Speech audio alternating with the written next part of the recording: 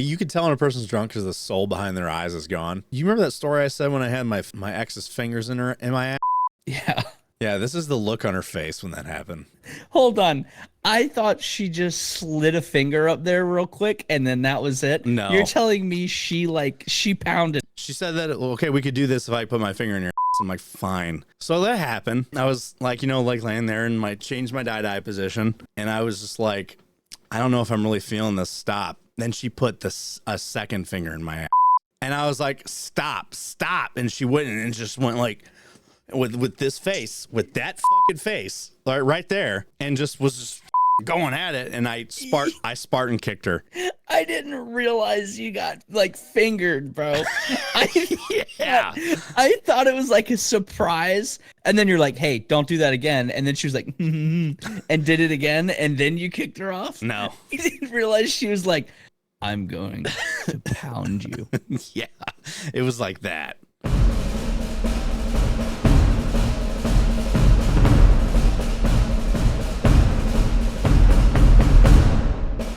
Welcome back, everybody, to another episode of the Barracks Party. As you notice that we're one short today, and that's because our beloved Doc is no longer with us. And no, he's not dead. He's on a cruise right now. He decided to fucking skip out and go on a pretty badass cruise. He's gonna be on this cruise for like nine months to a year. So, R.I.P. Doc. R.I.P. Doc. Almost hear him. But yeah, so it's no secret now. Doc is deployed, so we're not going to see him for a while. So it's going to be me and Blake for a while. And hope y'all can put up with me. It's gonna be fun. We're gonna be lining up some guests and shit. I put out a poll on our Twitter. I got to give you access to this, by the way, so that you can actually get on the Twitter thing. I know you don't do Twitter, but I can learn it. You can learn it. You're gonna have to learn it. But I'll get you the sign-in information for that. But I put out a poll yesterday. Who would you like to see as a guest in the near future? So my options were Rocco Vargas, which you know who that is, right? I do. Yeah, it's funny because every time I asked Doc and was like, we got to have Rocco on, he's like, who's that? Who's that? I'm like, how do you not know who this is? I fucking love Rocco. I do too. Back in the fucking Article 15 days, I saw the movie Range 15, which was like the zombie movie with all the vets in it. Yep. Yeah, that shit was great. So our options were Rocco Vargas, Nico Ortiz, or Sergeant Jackson. Do you know who Sergeant Jackson is? I don't. All right, so he's a really big streamer, but he's a regiment member, but he's a big streamer. He plays with fucking Kane Brown. You know who that is, right? The country guy? Kane Brown. Yeah. Tim the Tap Man has talked to him and played with him, I think. So he's a big Call of Duty streamer. Unfortunately, he's a Call of Duty streamer, which I would love to get him into some games like fucking Hell Let Loose or something. Which, by the way, I didn't know you had. I've played it twice. Oh my God, man. What do you know about that PTSD simulator, man? You haven't been playing with the right. If you've only played it twice, you haven't been playing with the right people. That's all I got to say about that. I haven't been playing with anybody. It's been me, myself, and I just playing it. And every time I go in there, I'm like, all right, let me get sniper. Still can't get sniper. You know and then why? I'm like, I'm just gonna be a doc because I can never see anybody to shoot at. So I'm just healing people. And that's the learning curve in that game is steep, bro. Steep. Yeah. But before we get too deep into it, I just want to do a little call to action here. Make sure you guys like and subscribe to the channel. Like the video, subscribe to us, comment down below, share it around to everybody. And we appreciate you guys for hanging out and watching with us. So we love you. And we're trying to grow this. We want it. The whole purpose of this podcast is for, giving, the funny and weird news in the military and interesting news that are relevant in the gaming world. And so that people could watch a relatable host, like us. Yeah. So our community, the veteran community, is a very niche community in a way, but they don't like watching things of people that they can't relate to. So the one thing that even when I had my podcast going, the one thing that people always said was that you're kind of like the misfit where misfits can relate to you, Yeah.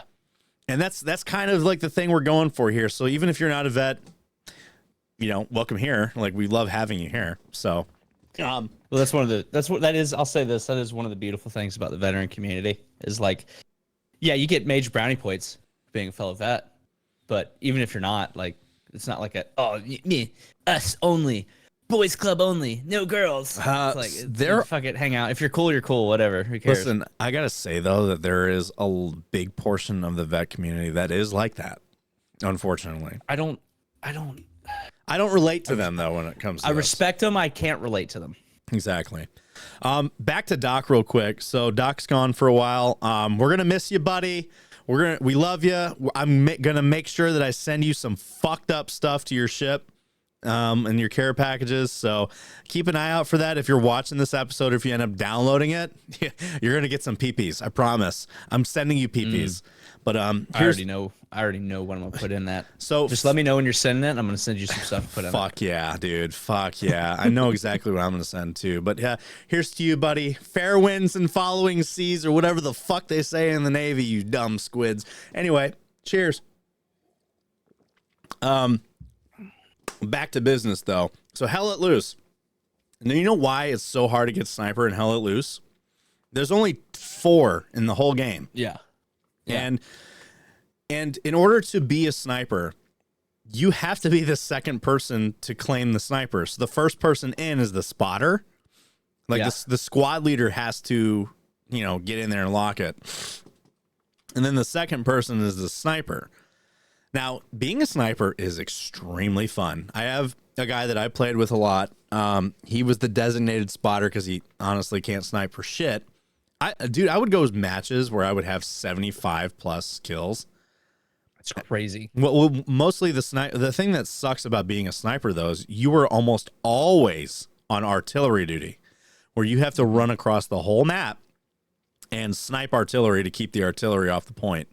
It's a very strategic game. If you've only played a couple times, so you haven't gotten to really dive into that yet, but it's hard to see shit. The more you play though, the more you recognize what's a player and what's not. Mm-hmm. It's a hardcore shooter, so you get shot, you're dying. It's aggravatingly hardcore. I promise you 99% of my deaths in that game were from God knows where. I think God himself was like, drop them. It's 90% running simulator, 5% it's so hang on, let me say that different. It's like 85% running simulator, 10% PTSD simulator, and the rest of it is where. I had one kill in that game that actually I got a jump scare. Okay, I come around the corner and this dude just like, I was like a German, the other dude was Russian, and we come around the corner and we're both like the squad leaders or whatever. We come around the corner and I light him up out of fear. I was like, yeah, dude. Just like won the fight, and then I got like an achievement that was like squad leader on squad leader win or whatever, and I was like, oh. Yeah, hey. And I didn't get a kill after that for the rest of like hour of the game. And that's the other thing. There's been matches that I've played that have lasted 2 hours or longer. And it's mostly because if you have like a power struggle where like there's a timer for the game and it's about 30 minutes, right? But if there's like a kind of like a back and forth between the enemy team and your team, the timer gets extended. Yeah. So I've had matches last 2 hours before. They are so long. And a lot of people look at Hell Let Loose when they come into this game, because I remember when it came on Game Pass, this was like the worst thing to ever happen in this. Well, not the worst thing to ever happen, but it was one of the most frustrating things ever. But free weekends in the Game Pass launch were some of the worst, because you get the Call of Duty players that come into this game and they try to play it like Call of Duty. They try to play like a sweat, and you can't play like a sweat. I even had my buddy ask me, like, he asked me, how sweaty are the players? I said, there's no sweats in this game. You'll have people that try to play sweaty, but they die a lot because it is not the same. Call of Duty players hate this game. They can't play it. It's because it requires coordination and strategy, and that's two things that COD players don't have. Yeah, they're like the. You ever played Airsoft? Of course. fucking they're the speed softers of the gaming world. And then you're trying to actually like clear rooms and stuff, and you got homeboy with a giant tank of air on his back. He's and you're like, dude, you're really blowing my vibe here. This is fucked up, dude. Yeah. Like, fuck off. The thing about Hell Let Loose that makes it very different from like other shooters is it's not about, you could be an absolute killer in that game and lose. And honestly, you being an absolute killer is a hindrance because you're not doing the support part. So you'll have squad leaders that'll go in there, create a squad, lock it to be by themselves and not have to talk to anybody. But the problem is they're not setting up OPs, they're not setting up garrisons, which is what you need. You need garrisons to actually position your team in an advantage at an advantageous point to take a point. You have to drop nodes so that the artillery can shoot, so that bombing runs can be dropped, so that supplies can be dropped, all this other stuff. Like so you need engineers for this shit. And you can't play it like Call of Duty, because if you're just the guy that's like trying to rack up kills, you're going to lose.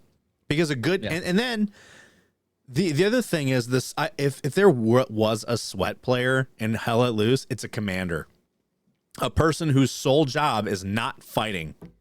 It's strategizing.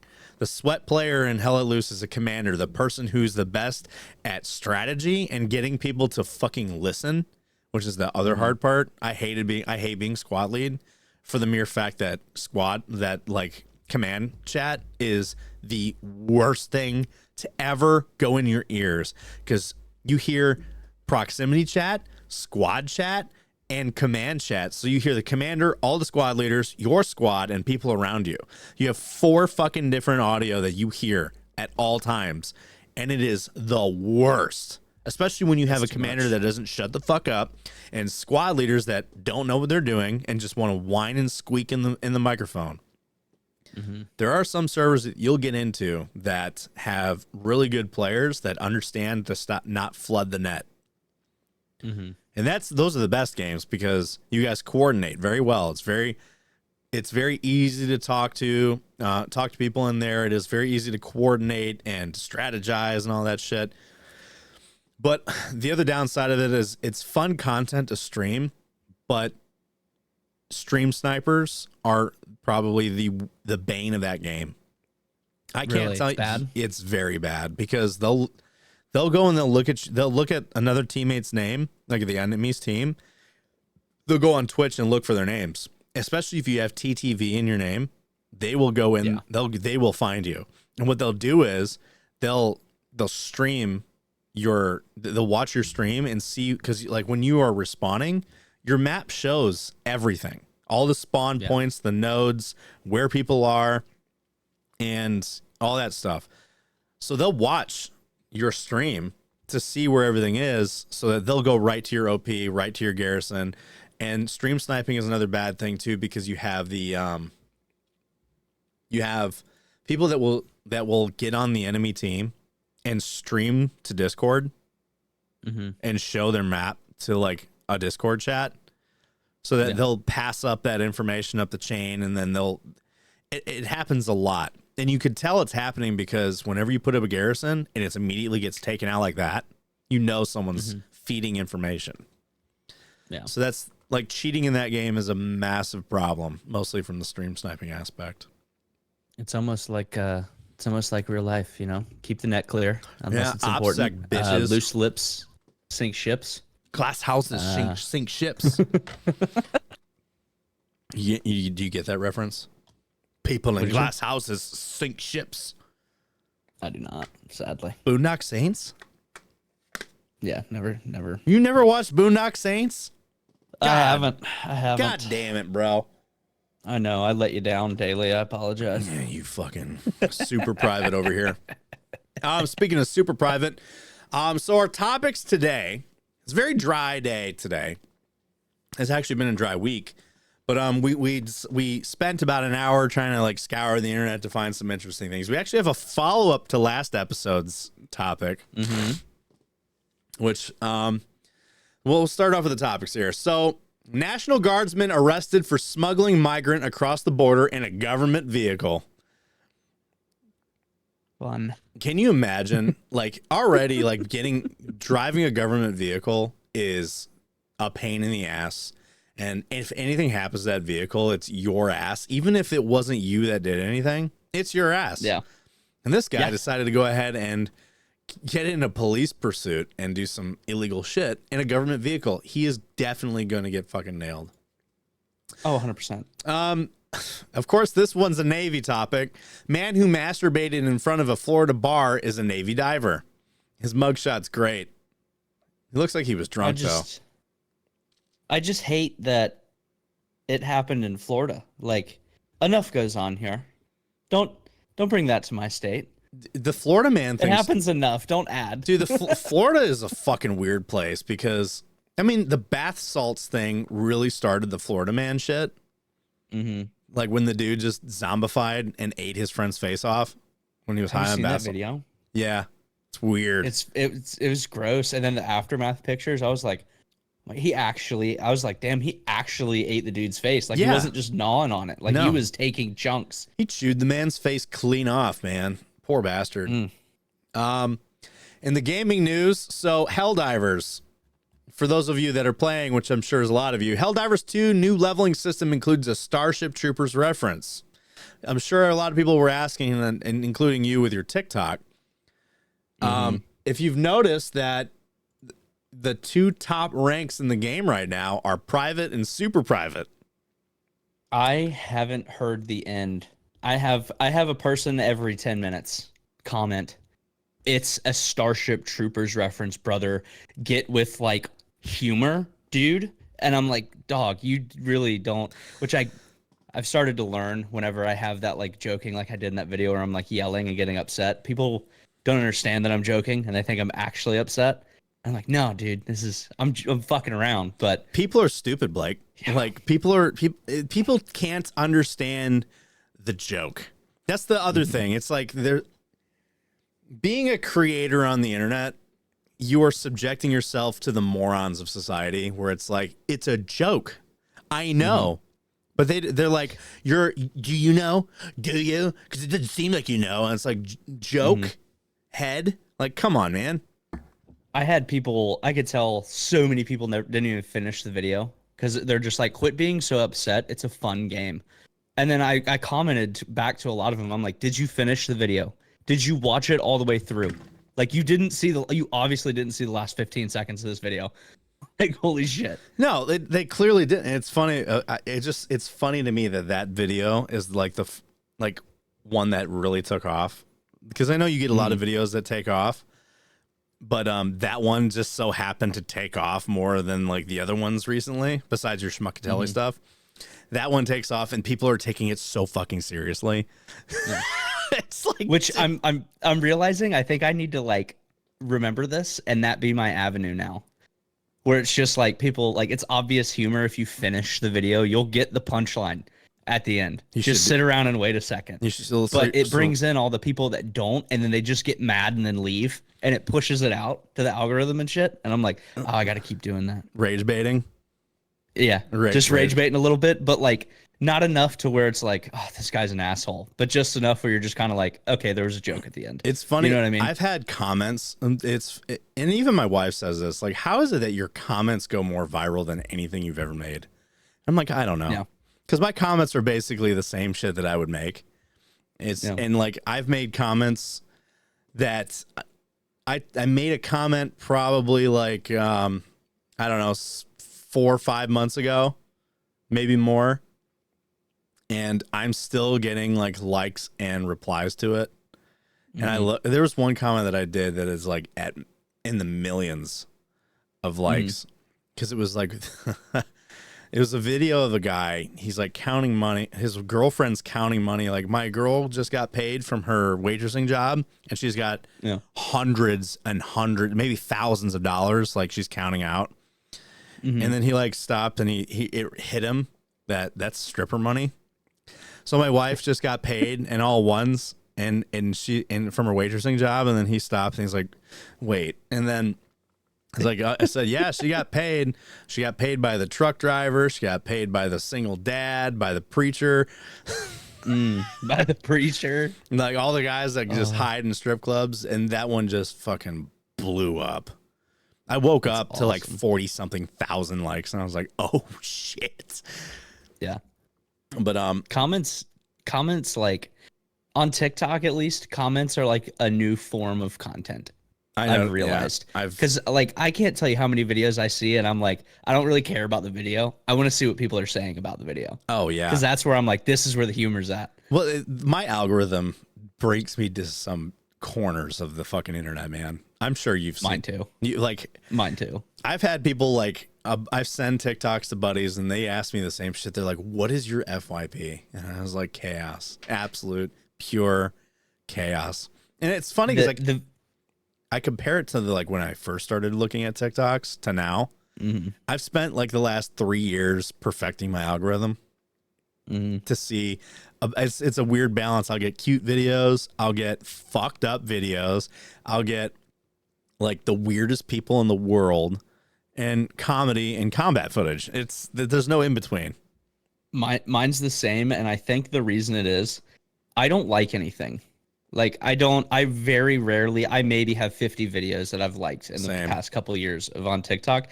And I think that's why, is because the algorithm is like, I don't know what to show you because you don't like anything. So I get the spectrum of everything. And I'm like, this is nice. I think that's the key to it, is like, don't like the videos you're watching. I think it looks at like, what are you sharing to people? Yeah. More than it's like, what are you liking? So then it pushes out more of all of that. Because it's like, well, you're sharing it, but you're not liking it. You gotta like one of these. Yeah. Unless you come across mine, like it. Like that video. Watch it the whole way through. Like Blake's Daddy video. needs to get paid. Daddy needs a new pair of shoes, man. And food's expensive now. On to our next topic. Speaking of live service games, the Suicide Squad Joker season is the first and final nail in its coffin, because this game was not doing well as it is. No. And they dropped the first season, and it was bad. I mean, bad. People that were defending this game are like, I can't defend this anymore. That's how bad it was. Because let's put it this way.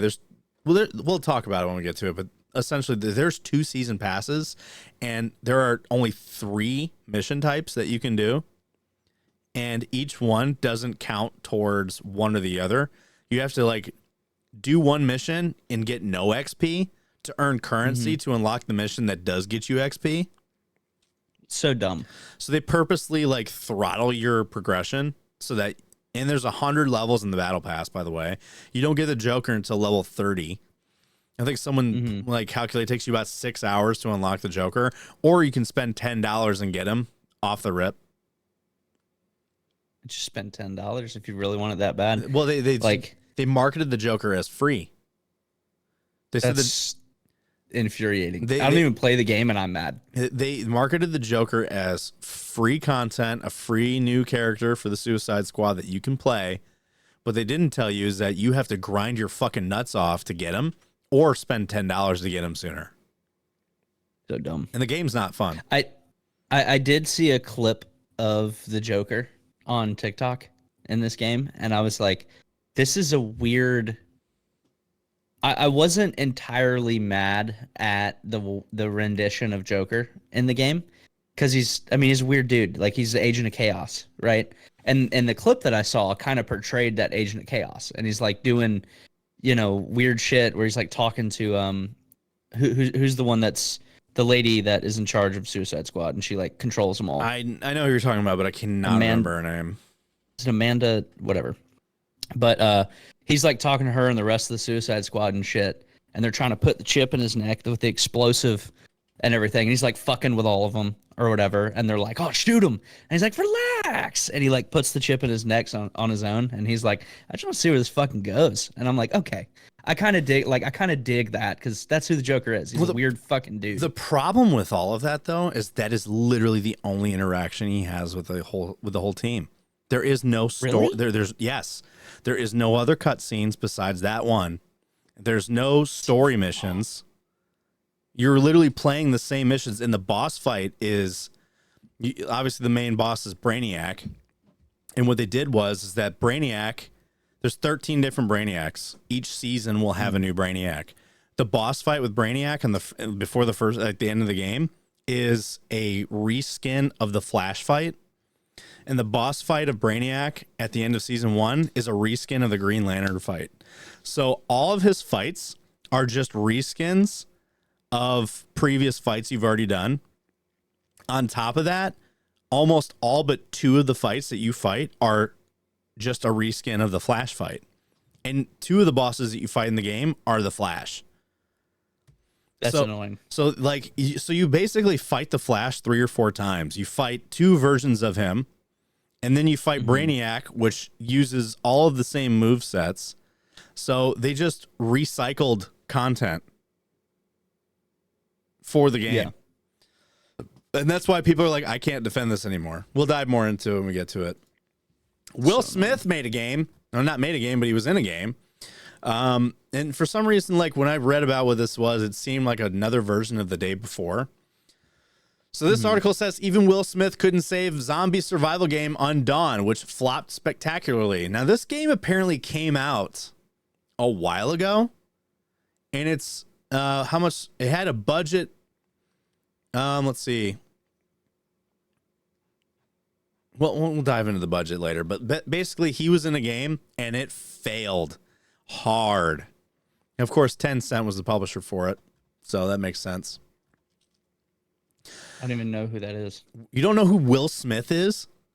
No, you said 10 cent? 10 cent. I thought you were I thought you meant you yeah, didn't know who I have no idea who Will Smith is. I was going to ban you. I'm going to be honest.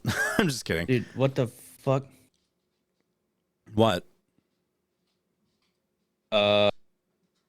What? I just had a pop-up on my computer of Norton, and I hit X on it, and then it's like, virus. You getting Windows flooding your shit? I don't even have Norton, though. So just close the window. I did. It's just fucking weird. Anyway, sorry. We just got malware put on your fucking computer. God, dude. This isn't really like a military or gaming news, but it was one that I thought was funny enough to bring up. And I don't want to get political on this podcast because we don't do that here, but it's about Kyle Rittenhouse. So apparently Kyle Rittenhouse failed the ASVAB so badly that he is banned from serving the Marine Corps and the Army and is also barred from ever retaking the ASVAB. I love it. He scored so low that he couldn't get a waiver to join the Army or the Marine Corps. And on top of that, was barred from ever trying again. I don't understand how you can do so bad on the ASVAB. It is a general knowledge exam. Pretty much. I mean, listen, my ASVAB score wasn't fantastic. But, I mean, you get 10. I think the minimum with a waiver is like 15. Mm-hmm. And you get 10 points for your name. Yeah. Like, for getting your name right. Yeah. So he either... Did he get his name wrong? Fuck. I don't know, man. Like, everybody's been wondering, like, yeah, do you know how bad you have to score on the ASVAB to have this happen? No one knows how bad you have to score to have this happen. Because it doesn't make sense. It goes against all logic that we know. Because everybody in the Marine Corps is a fucking ASVAB waiver. Just kidding. But, like, we all know someone that scored abysmally low, that clearly scores abysmally low.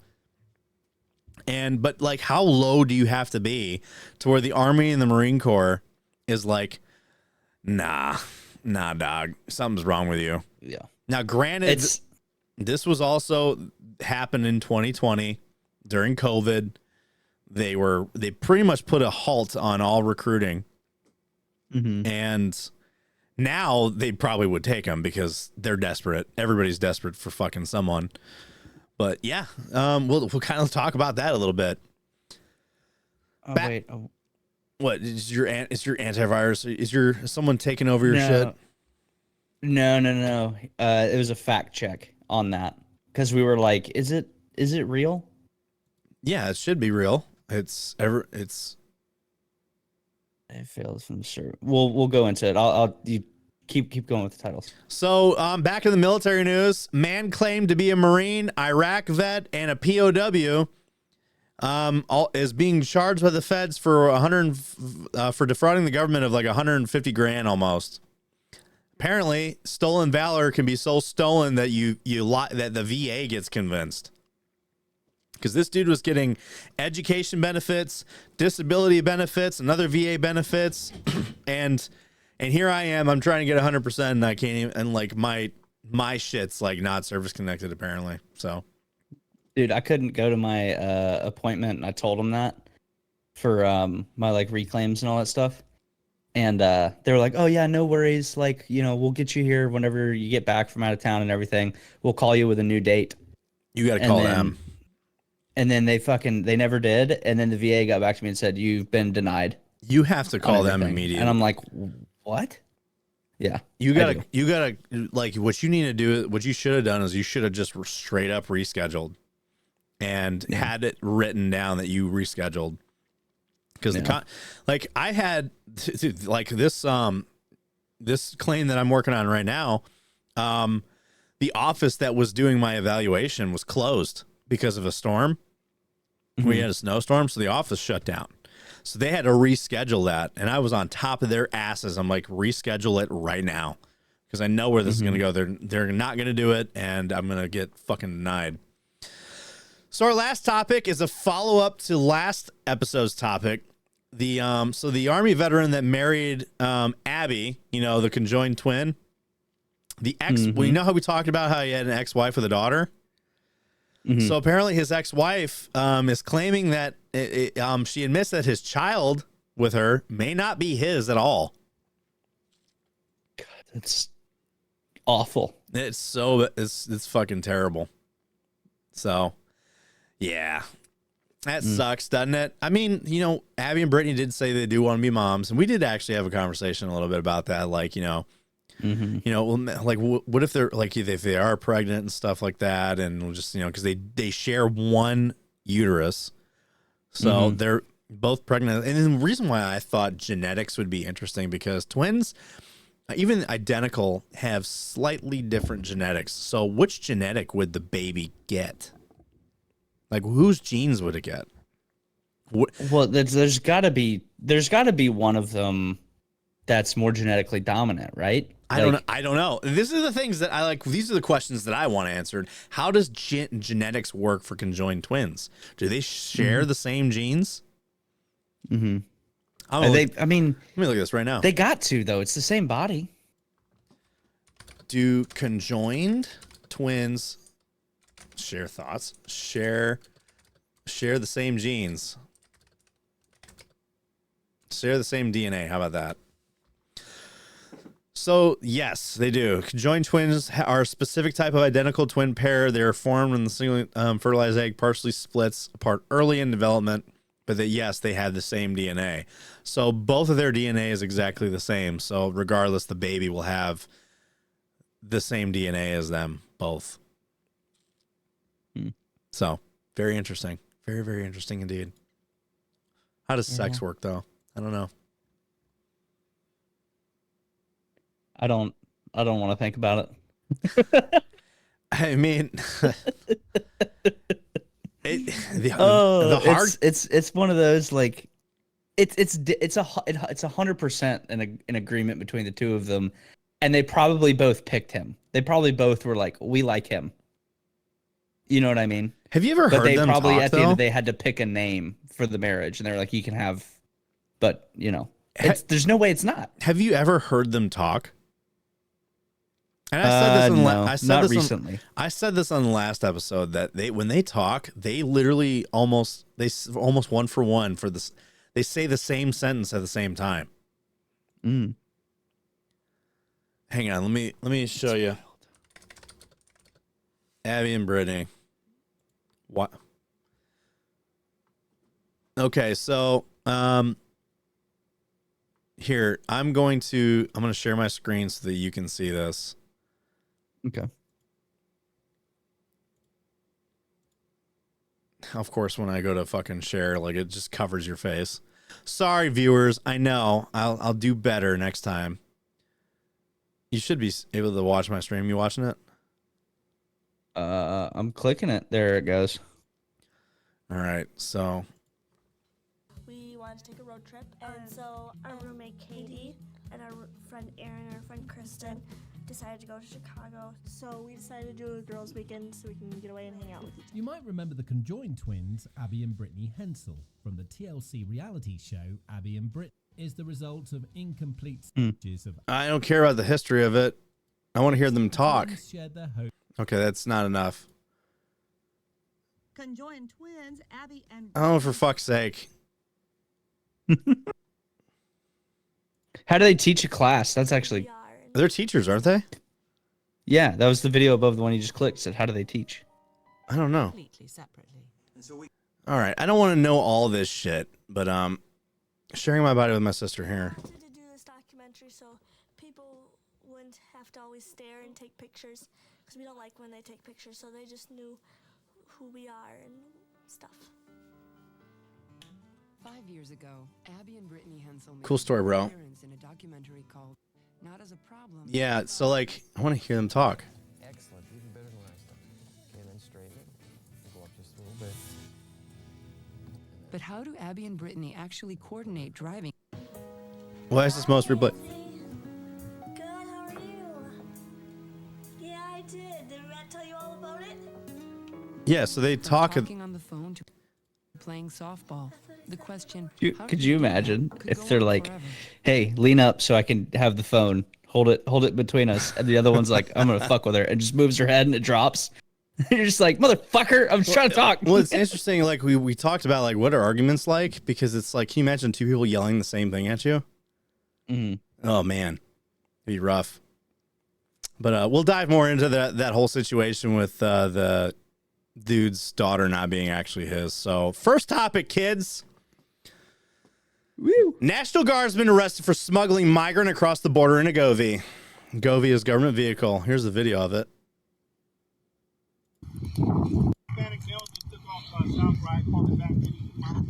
Let me turn it down a bit. Yeah, you are fucking stupid, man.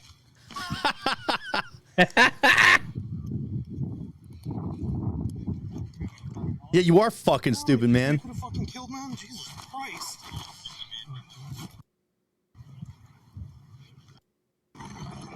That's the body cam footage. So anyway, U.S. Army National Guardsman was arrested for trafficking illegal immigrants into the United States, leading police on a high-speed chase in the same state where the Guardsmen were recently overrun at the border.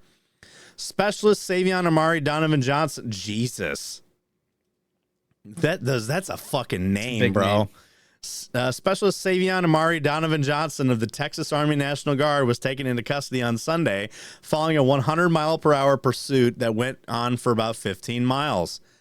The Texas Department of Safety and Kinney County Sheriff's Office were involved in the chase. The corrupted citizen soldier was ironically assigned to the border as part of Operation Lone Star. So he was there to like patrol the border and ended up being a smuggler on the border. I also do love that he said the corrupted citizen soldier. That's what National I Guardsmen are love called. citizen soldier. The citizen soldier. Oh, hang on. Let me fix your fucking camera here real quick, because it's Oh, you're still sharing your screen in Discord, by the way. I don't know if that fucks with it. no, it doesn't. It just I was talking about like how it's like you are like cut off. Anyway, so Johnson is part of a unit that's recently overrun at Eagle Pass. A chase began when Johnson pulled a U-turn ahead of a checkpoint, prompting police to pursue. Don't be obvious, dude. It was only after spike strips were deployed that Johnson was brought to a stop. Damn, so he's definitely paying for that vehicle. I'm so fucking stupid, Johnson said after being pulled from the SUV. Yeah, you are fucking stupid, man. The arresting lawman replied. Do you know how many people you could have fucking killed, man? Jesus Christ. Johnson was armed, despite claiming there were no weapons in the vehicle. Additionally, a Hispanic man was seen fleeing the scene. According to New York Times, Johnson was allegedly offered $5,000 to $6,000 to take a man over the border undetected. That's it? That's it? That's not enough. You threw your fucking life away for $5,000? Come on, That's man. not enough. No, not even a little. That's not even close to enough. This reminds me of the dudes that fucking were selling secrets to the Chinese government because they thought they were Jason Bourne, and like, and he only sold these secrets for like 10 grand. They're like, come on, man, you're throwing your fucking life away for like pennies at this point. Not in this economy, man. 5 grand doesn't get you shit. No, it doesn't. The Texas governor, Greg Abbott, spared the guardsman no harsh words following Johnson being charged with human smuggling, felony evading arrest, and unlawful weapons possession. If the allegations were true, the accused is a traitor and a criminal, his office said in a statement. We have zero tolerance for Texans who violate laws that directly contradict the mission that we were seeking to achieve. The accused's illegal smuggling may subject him to a mandatory minimum prison sentence of at least 10 years. He deserves more. That's what Governor Greg Abbott said. You know what they do? You know what the fucking punishment for treason is, right? Isn't it death? It's death, buddy. It's death.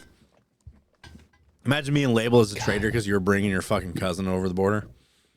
Yeah, for real. You just see some family, or you just saw some dude and he just gave you a sad story, and you're like, "I'll help you, brother," and you're trying to have a moment of humanity.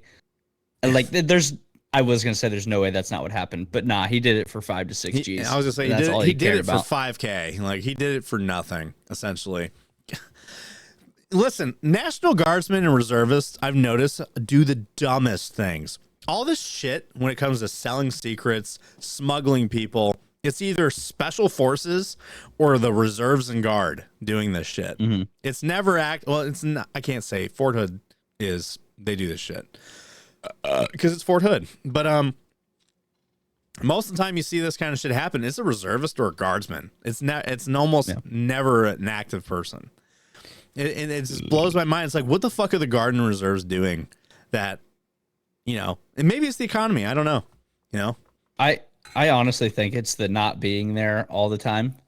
And you get ideas from the internet and your friends and your own head, and you're like, oh dude, I can you watch too many movies, you're like, I could totally get away with this and make some cash. Oh, absolutely. And it's like, nah, dude, but when you're there all the time, you're just like, I don't want to fuck with it, because fastest way out is through, and I want to get done with my contract and go fucking home. That's very true. The fastest way out is through, because like your enlistment ends so much faster than it feels like it would.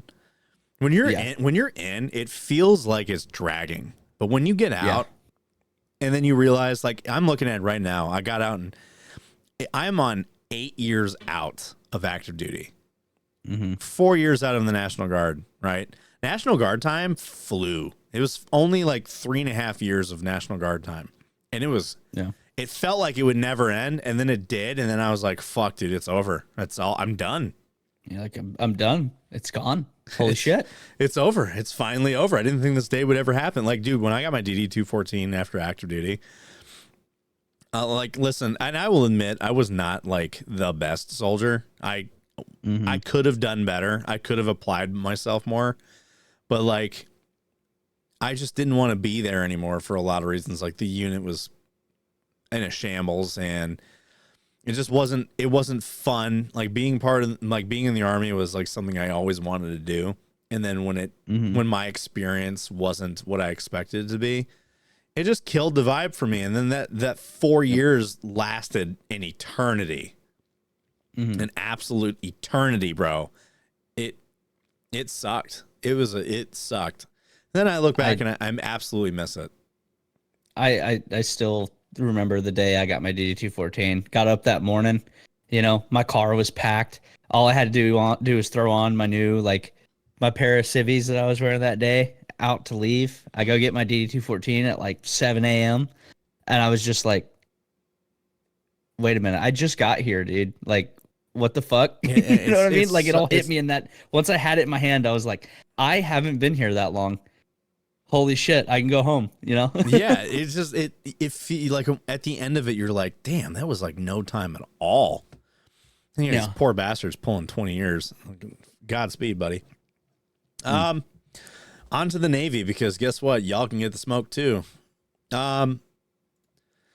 So man who masturbated in front of a bar in Florida is a Navy diver. Here's a mugshot. He's sure as shit. He's drunk. This dude's drunk. Dude, he is shit faced. He doesn't know where he is in No. that picture. He's just like, he's thinking about Waffle House right Yeah, there. he's All he just wants like- is some Waffle House. He's and like, can I get that fucking bacon, egg, and waffle, dude? Let me get that all-star special. And yeah, so it's kind of funny because you look in you can tell when a person's drunk because the soul behind their eyes is gone. Yeah. It's funny. You remember when you remember that story I said when I had that my ex's fingers in my ass? Yeah. Yeah, this is the look on her face when that happened. She was gone. There was nobody there anymore. But when I said, like, when the second finger went in, it was just like, when I say, like, she looked, like, when I say that, like, blank face, and it was just like that's in my butthole, like, this was the face. That was the fucking face right there. Hold on. I thought she just slid a finger up there real quick, and then that was it. No. You're telling me she pounded Do it. I really need to tell you For this a minute. Do I have to tell you in detail this whole story? Because I don't think I told you. You don't have to My if you wife's don't heard want this to. story so many times that she's shaking her head over there like, really, you're gonna tell this again? All right, so me and my ex went on a weekend getaway to a place, and on like the last night there, we were around a fire, we were fucking hammered, and then we go back into the Airbnb, and it was just like, all right, so she it's just weird saying this in front of my wife. But she's heard it, so it's okay. She knows it's a funny story. That's why I tell it. It's a funny story.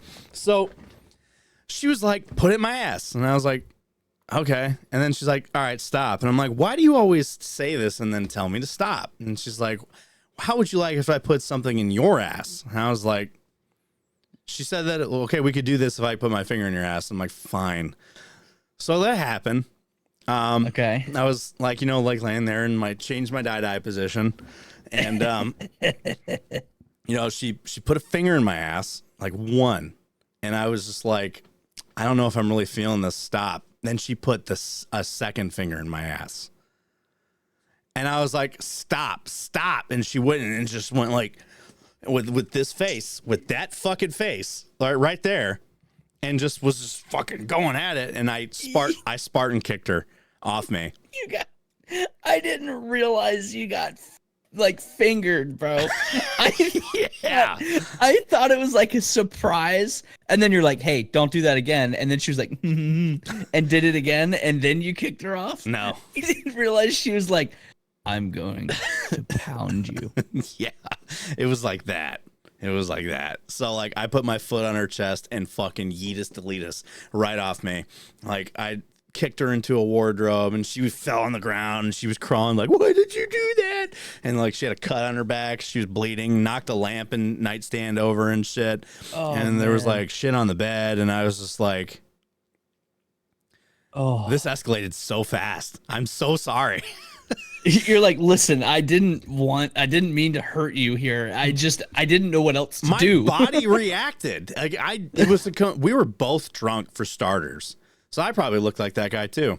But I Spartan kicked her off me because it was just like, get off. Because I said, stop. It wouldn't stop. So my body was just like, we're getting that off. We're stopping now. We're getting this out of me. We're getting out of this situation in the only way possible that I can think of, and that's physically. I wish you would have yelled, "Get out of me!" Get out of me! I don't want you in there.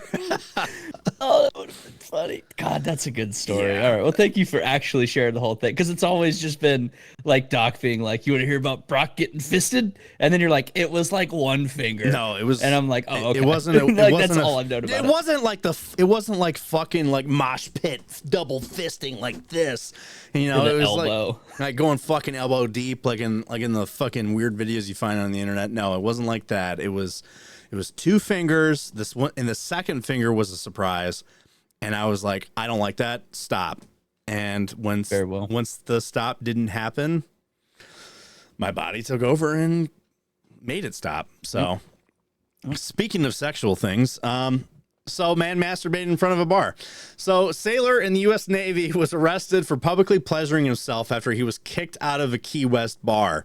Trade Jacob Dulaney, a 28-year-old Navy diver from Wichita, Kansas, was arrested by the Key West Police Department before 4:30 a.m. on Thursday.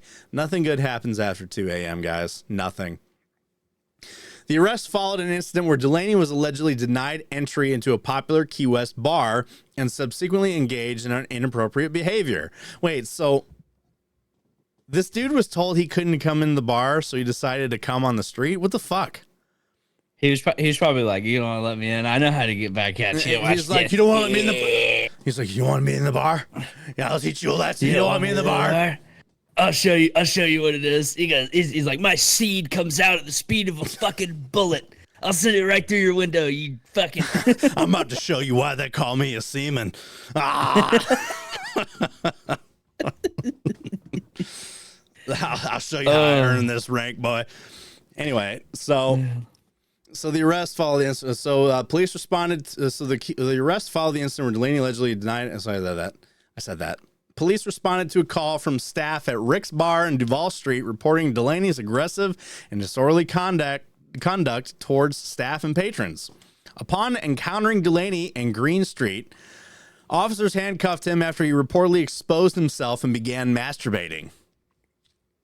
Witnesses inside Sloppy Joe's bar gave witness reports in regards to the incident, claiming they were shocked by Delaney's actions. I would be, I'm sorry, but the name of the bar makes it even better. Like, dude, I was hanging out at Sloppy Joe's, and this dude just started beating it right out in front. Like, it's crazy.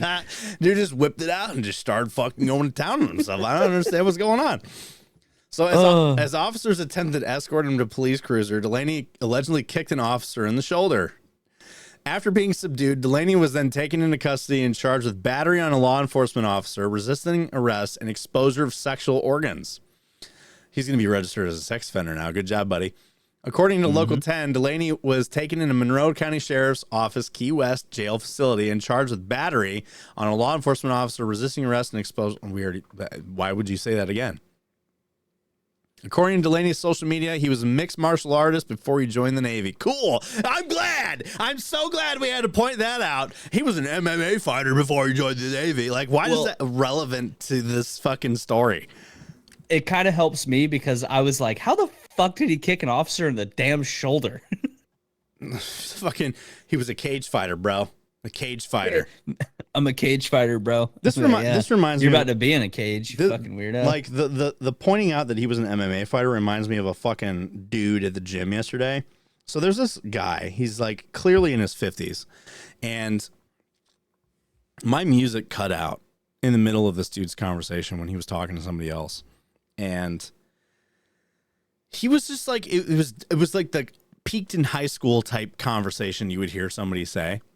And he's like, yeah, people see my cauliflower ear and they ask me all the time, are you a cage fighter? He's like, no, man, I used to wrestle a lot. I'm like, weird fucking conversation. And like, and by the way, this guy used to own a supplement store right up the road from me, which got shut down because he was selling blacklisted fucking supplements that were like not FDA approved shit.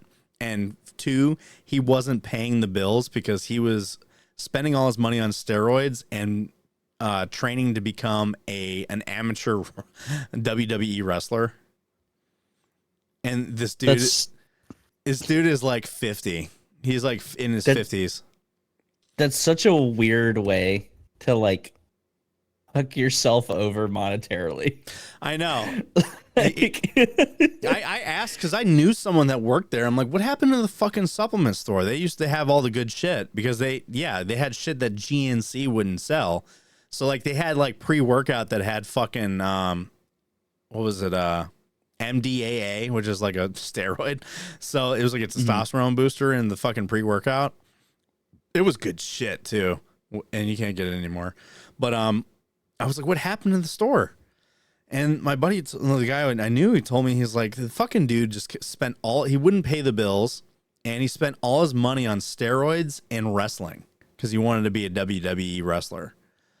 And I remember I would go to the gym, and see posters with him on it, like of an amateur wrestling match happening, like, you know, with his picture on it at the gym. And I was just like, what a fucking weird guy. What a weird guy. But It's yeah, kind of awesome. his I can respect that. yeah, the fucking, like, people see my cauliflower ear and they think that I'm an MMA fighter. Want to see my dick? And like, that's just immediately how I fucking imagine he talks to people. I have that reminds me, we got a bouncer here that here in town for me. He's a very, very large man, not muscular, very, very big man. He's a fat guy. Probably pushing 400 pounds, dude. Like huge. Hell yeah, dude. But we went in a couple years ago on Halloween, and I was dressed as Obi-Wan.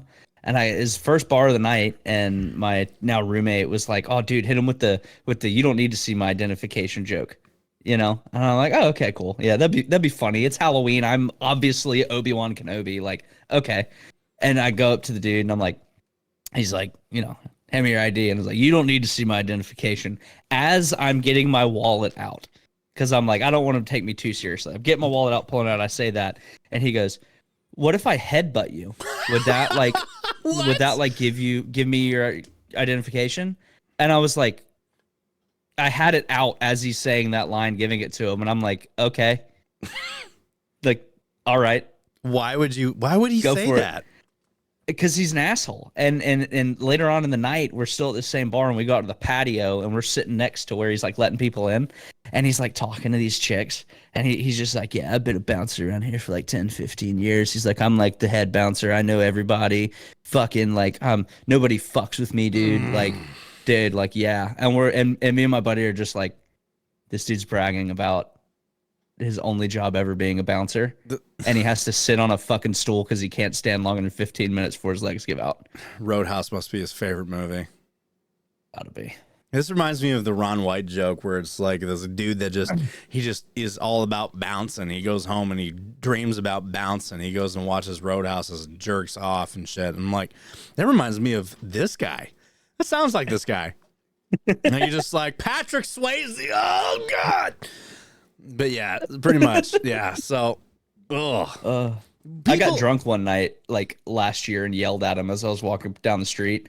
And I woke up and someone reminded me about it, and I was like, "Oh, I'm not that kind of asshole. Damn it! I felt so bad. I like called him a fat fuck or something like that. I felt so bad. I'm still mad about that interaction. What if I headbutt you? Don't feel bad, because the highlight of his life is being a bouncer for 15, 20 years. Like, listen, man, I gotta say, if you nothing against bouncers, I understand.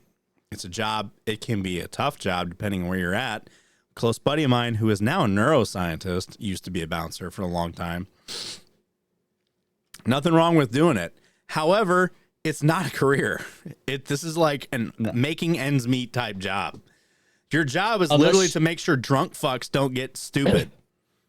Unless you're bouncing at like clubs in Miami and Los Angeles that only allow the richest of the rich in. You know, like, I feel like that's the only way I'm like, damn, you're a bouncer. That like, fuck, you know, those dudes are pulling in 6 figures. You know, you're the guy that's like throwing NFL players out and shit. Yeah, if you that kind of bouncer is different. You're making money. You're making money, 100%. And it's like, it could be the easiest money or it could be the roughest money you've ever made, but it's definitely not a fucking. Unless you're making 6 figures being a bouncer, you're not going anywhere in life. I hate to say it. I'm sure we're gonna get somebody in the comments that said, listen, man, being a bouncer is a way of life. You know, I would have joined but I would have bounced a drill sergeant or drill instructor in the face. It's funny, I had a buddy that I served with. He got out, went to college, and became a bouncer at like a local college bar. And we would talk to him and shit, and we'd be like, so how's like bouncing going? And he's like, dude, I make more money as a fucking bouncer than I did in the Marine Corps. And we're like, what? And he goes, it's like the most popular bar in town, and they share tips with the bouncers. And he's like, every bartender makes a shitload of money. And I'm like, what the fuck? And he's like, yeah, I make cash. I was like, that's actually tight, dude. I mean, sometimes it works out. I mean, maybe fucking peaked in high school, 300-pound fat fuck was making a lot of money. You know, I mean, I wouldn't know. I wasn't a bouncer, so I would never be a bouncer. I do not like drunk people.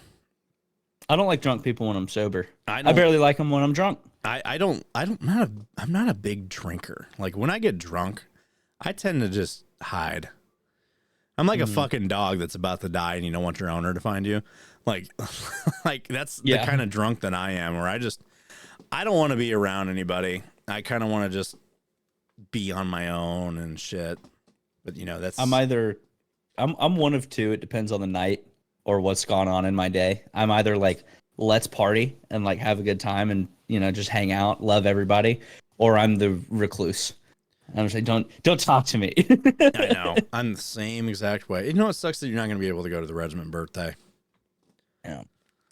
I'm going to miss you on that. Maybe one of these, maybe next year, you know? Maybe next year. I got to piss already. So I'll be right back. Let me go pee pee. What's up, guys? Regiment in this podcast is brought to you by G Fuel, the ultimate energy drink for gamers. G Fuel uses a special blend of vitamins, antioxidants, and other natural caffeine resources to keep you from having those jitters or even that crash that you normally would have from other energy drink brands. So whether you're having a long gaming session or you're just having a long day and need a pick-me-up, G Fuel definitely has you covered. G Fuel also has a wide array of flavors to choose from. But if you don't know what flavor you want to try, they also sell variety packs on their website, and they even come with a cool shaker. So head on over to gfuel.com and use promo code REGIMENT at checkout to get up to 30% off. That is REGIMENT, promo code REGIMENT down here at checkout to get up to 30% off. All right, guys, we're back. And my wife sent me something when I was on the break, and I figured I have to grace you guys with this shit. I can't just be alone with it. Let's make another beautiful pubic hair ring. My client sent in the blank ring that they wanted us to use. I do have a source and a supplier with lots of different styles and materials. I have a pubic hair supplier? I have a source and supplier. You do this barehanded? Oh my God, good point. Oh, imagine the crabs. Which we can go over all You the said options soap and whenever water we is design magical. consult, or if you find the perfect one, you can send in your own, as well as whatever material you want us to use. In this case, we are doing pubic hair. Now, everybody else might sit there and scream and squirm. It's not the normal. It's not the usual. That's an understatement. That's a fucking understatement. It's not the normal. It's not the usual. It's just ball hair. Funny, though, because so many people are going to be so weirded out, and yet as I was sitting there placing hair by hair, all I could do was admire all of the different hues, the different browns, the different colors, and how they caught the lighting and how they matched the ring. And it kind of hit me. I love being able to take something that everybody else thinks is ordinary or ugly, and to be able to see the beauty, the sentiment, and the joy that something so strange and incredible can be. And look at it. It's gross.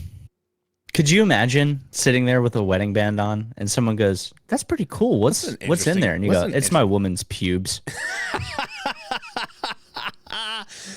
It's just like, what's in there? It's like, it's a mixture between pussy and ball hair.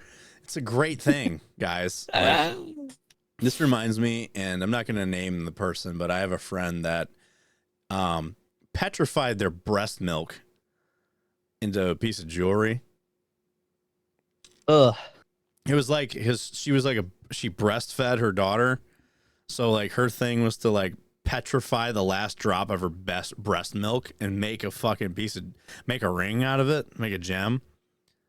And I'm like, okay. It's not as bad as pubes, though. It's really not as bad as pubes. Can you imagine if someone with crabs sent her pubes?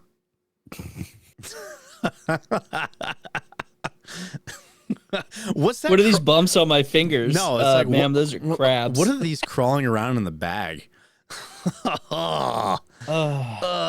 Anyway, guys, Helldivers. Helldivers and crabs. Helldivers and crabs. So Helldivers 2, new leveling system includes a Starship Troopers reference. Drill Sergeant Zim would be proud. Now, for those that don't know, the Helldivers cap got raised from 50 to 150, which is a big increase, honestly. I expected maybe another 20. I didn't expect another 100. which, by the way, it caps out on XP at 6,000. So you only need 6,000 XP to reach each level. So it doesn't keep increasing the XP amount. It's just standard at 6,000. Yeah. Oh, man, that's good. So, Helldivers 2 is very clearly inspired by the likes of Starship Troopers. If the bugs didn't give it away, I don't know what else does. And it only needs a soldier to look into the screen and say, I'm doing my part, to be a straight up adaptation. You know, I do that a lot. It's a game I didn't do fucking shit. I didn't do fucking shit. It's a game that mocks itself pretty regularly as players spread managed democracy for the glory of Super Earth, and it constantly wears its inspirations on its sleeve. Arrowhead also makes sure not to waste the opportunity to reference its inspirations, as the game increases the level cap, has provided an excellent way to reference one of the movie's most notable characteristics. Earlier this week, the Helldivers 2 level cap was raised from 50 to 150, bringing it with various new titles for players to earn.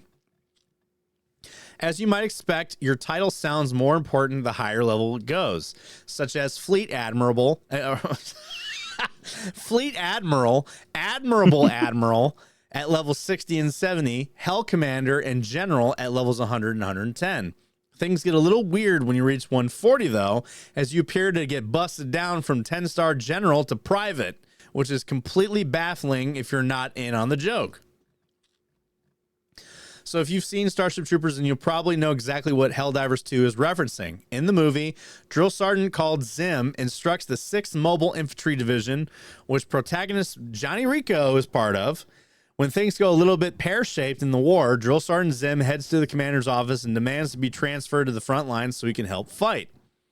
His request is denied by his commander, who says that the only way he'll get to leave his current post is if he was to bump himself down to Private. So that's exactly what he does. Obviously, the title of Drill Sergeant is pretty prestigious. No, it's not. And Helldivers 2 is clearly nothing against you drill sergeants. I'm just saying, like, anyway. So obviously the title Drill Sergeant is prestigious. Helldivers 2 is clearly referencing the moment in the movie when by bumping you down to Private after you've worked so hard to become a 10-star general. Once you hit max level, you then become a Super Private, which is an absolute baffling title when you compare it to the real-life military, but at least it isn't as strange as Admiral. I didn't know that. I did not think that the ranks that I was seeing were real. I didn't think it was real. I didn't either. I came across, the way I even made my video, I came across a TikTok of someone screenshotting it, and I was like, I immediately somehow, the first thing I saw, because I was like, what's 150? And it said Super Private, and I was like, I have to make a video on this. Dude, like the name Admiral alone tells me that people were in the office like, hey, we're going to raise the cap to 150. What should we call this rank? Because all the other ranks sound great. But then then it's like you got an admiral, or you got an admiral, a fleet admiral, admiral, fleet admiral, and like fucking whatever admiral. And then you're like, what else can we do for admiral? Like admiral. God damn, that is hard to say. I love it so much. I do too. This is like SES Judge of Judgment. That's my ship. I do want to say, though, we talked about this before we started. Me making that video, okay, the amount of people that immediately thought Starship Troopers, good for you. Awesome. Glad you're a huge fan. I've seen the movie. I'm aware, right? Was not the first thing I thought of, obviously, because military background. And you think of a private, you think of a boot fuck that don't know shit from shit. And then you're telling me I go from a 10-star general to a fucking private. Hell and obviously yeah. Everybody watching this is like in the same boat. They're like, oh man, unless you're a huge Starship Troopers fan and that's the first thing you thought. But no, first thing I thought was, that's fucked up, going down to private. Fuck you. This is crazy. But I loved the irony of it. I was just like, it's so ironic that it's beautiful. And some people thought you were being completely serious about that video, which is funny. That's funny. I don't know if we talked about that before we started recording, honestly. I think we actually talked about that early on in the episode. I don't know. I've been drinking, so I forgot. I forgot. I forgot. Did we talk about that already? I don't know. Sorry, guys. I had someone comment about they were like, does anybody remember the Terminal Lance comic? Oh, when who doesn't? Sergeant Major came up and he's like in boot camp or whatever. It's like Sergeant Major of the Marine Corps is in boot camp and the drill instructor's like, Sergeant Major, what are you doing here? And he's just in line with all the other boots and he's just like, I've prestiged. I started over again. Oh, Helldivers 2 is such a good game. I might play it later. Might not. God, I love it. And by later, I mean way later. Not like right after this episode. I got Handmaid's Tale to watch, man. That's a good show. You got to watch it. Anyway. I will. So Suicide Squad. This game sucks the most of dicks. So Suicide Squad's Joker season is the first and final nail in its coffin. The clown prince of crime has arrived in Metropolis, and unlocking him is an absolute pain. That's an understatement. Now, here's the thing. So you were talking about this Joker and how you liked him. Now, here's the problem with this Joker. This Joker is... So, you know that Suicide Squad takes place in the Arkham universe, right? Yes. So, Mark Hamill's Joker, who is dead by this point, well beyond dead by this point. So, this Joker is a parallel universe Joker. So, or I think that's what it is. I don't really know. I didn't play the game. I just... Watching the gameplay, I was like, this looks boring. And on top of that, I was like, how does this become a live service? Like, where does the replayability of this game come in? I don't know. It doesn't. Like, all the gameplay I've seen, it doesn't.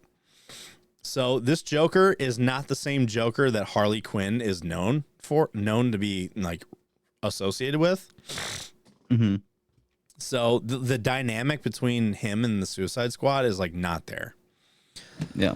They even did it in the cutscene where they asked when Boomerang was kind of Captain Boomerang, whatever his fucking name is.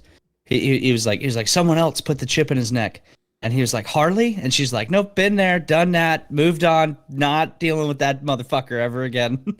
Which is weird because it was like, I don't know, she loved the guy. And despite that, and I always found it funny when that fucking Suicide Squad movie came out, everyone's like, he's the Joker to my Harley Quinn. It's like, you do realize how toxic of a relationship that was. It's an awful relationship. It was a terrible relationship, and you're like comparing your relationship to the same that the Joker and Harley Quinn had. Like, oh, so he abuses you and you just take it?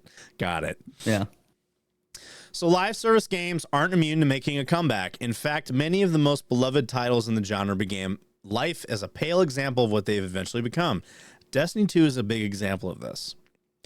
Oh, speaking of which, Destiny was an unfinished Destiny was an unfinished mess at launch before taking on feedback and dishing out the sequel that saw it draw in millions of dedicated fans. Now, hang on. The sequel for Destiny 2, being the sequel of Destiny 1, because, you know, the 2. But, so Destiny 1 released in like a very, very not good state. And, oh shit, hang on. My cable got tangled in my chair. Hate when that happens.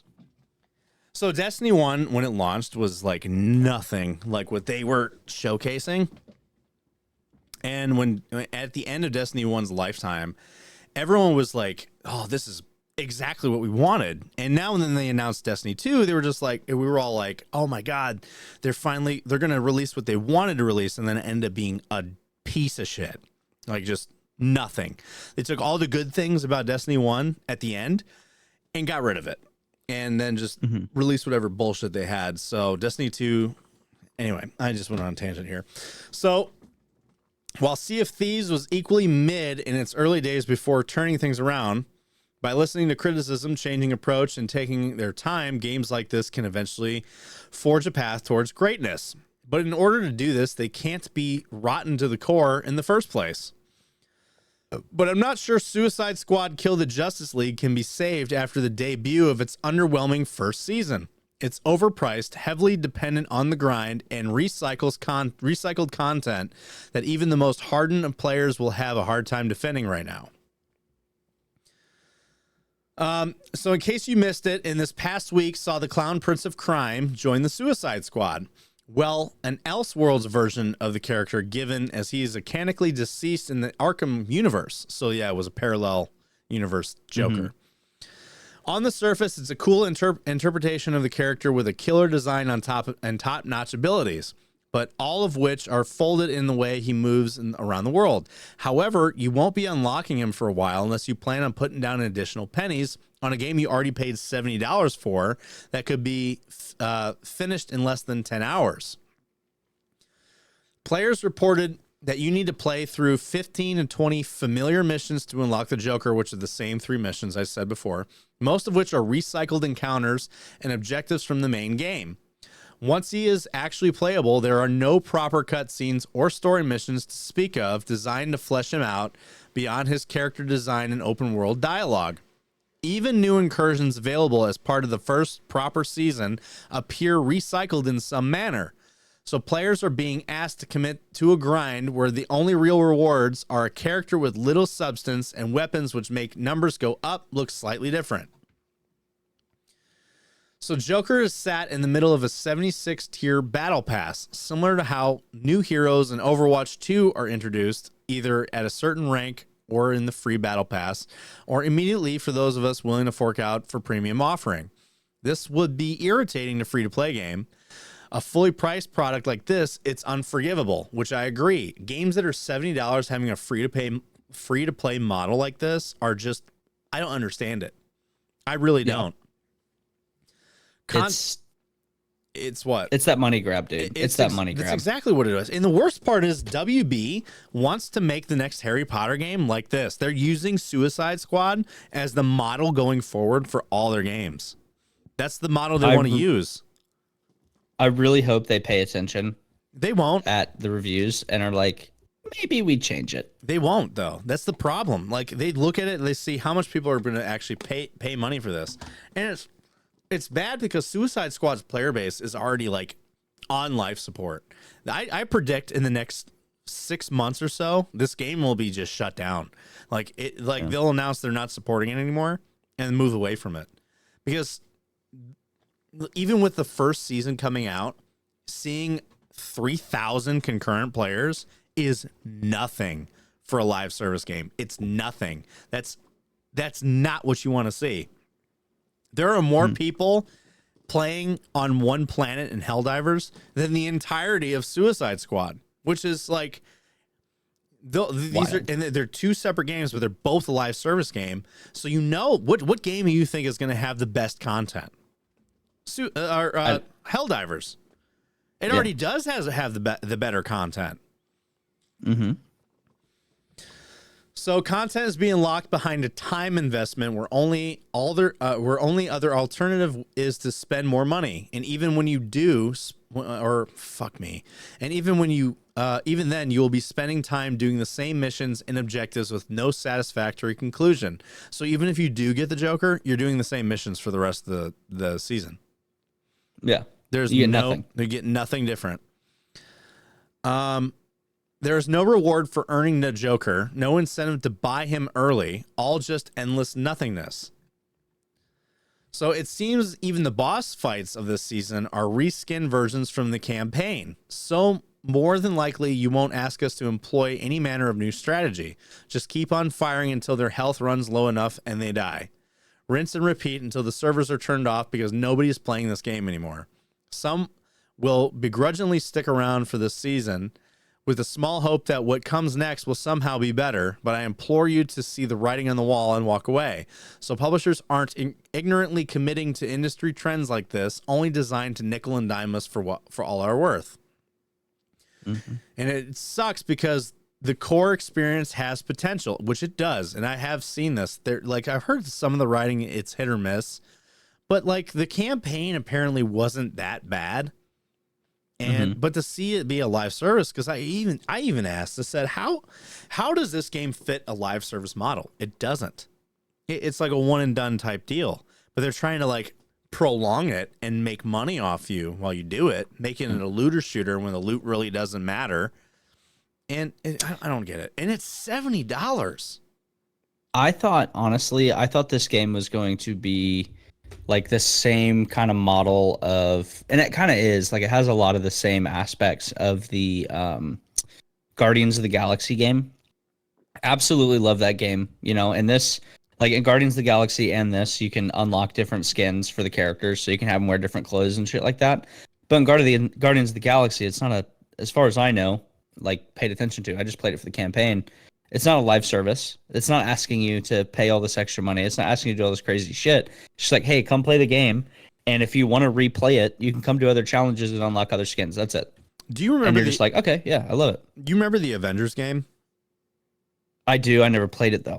So this is a lot like the Avengers game, but the problem is a lot of people even said this, that the Avengers game was actually better than this, but it suffers the same problem. Like the replayability just isn't there. You're doing the same several missions over and over and over again until your fucking eyes bleed. So it's not fun. It really isn't fun.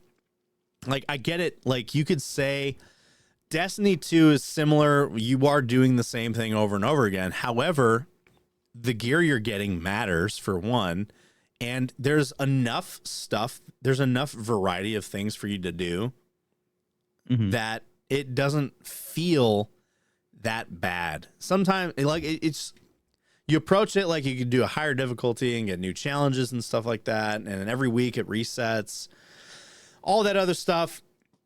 But for the most part, what you're playing is, you're playing the same gameplay loop, but it feels like you feel the variety enough to where it doesn't bore the fuck out of you. Where this game, the gameplay that I've seen, I'm just like, that doesn't look like fun at all. None of it does. I choked. Yeah, I agree. I choked on my snot. Fuck. So where does the Suicide Squad go from here? Joker was never going to save Kill the Justice League, but I believe there was a glimmer of promise that his arrival would help steer the game right on track, or at least distract from the live service offerings that have doomed Suicide Squad since the reveal. Most of the content that defines the first season update was likely locked in months ago, so it is foolish to expect a significant change, but I don't think it's reasonable to hope for more in the future either. Not anymore. I agree with this. When other games of this ilk have long made up for the similar mistakes, it feels ridiculous that Suicide Squad has come along, carried out these sins worse than anybody else, and simply expects to be treated as the biggest game in the world. That just isn't going to happen. We called it in the first gameplay trailer was unveiled, calling out Kill the Justice League for giving into the very worst corporate trends instead of allowing Rocksteady to create the thing that it could be proud of. Instead, years of work were poured into something that, when all the hard work is put aside, was designed to make money in the worst way possible. It really is.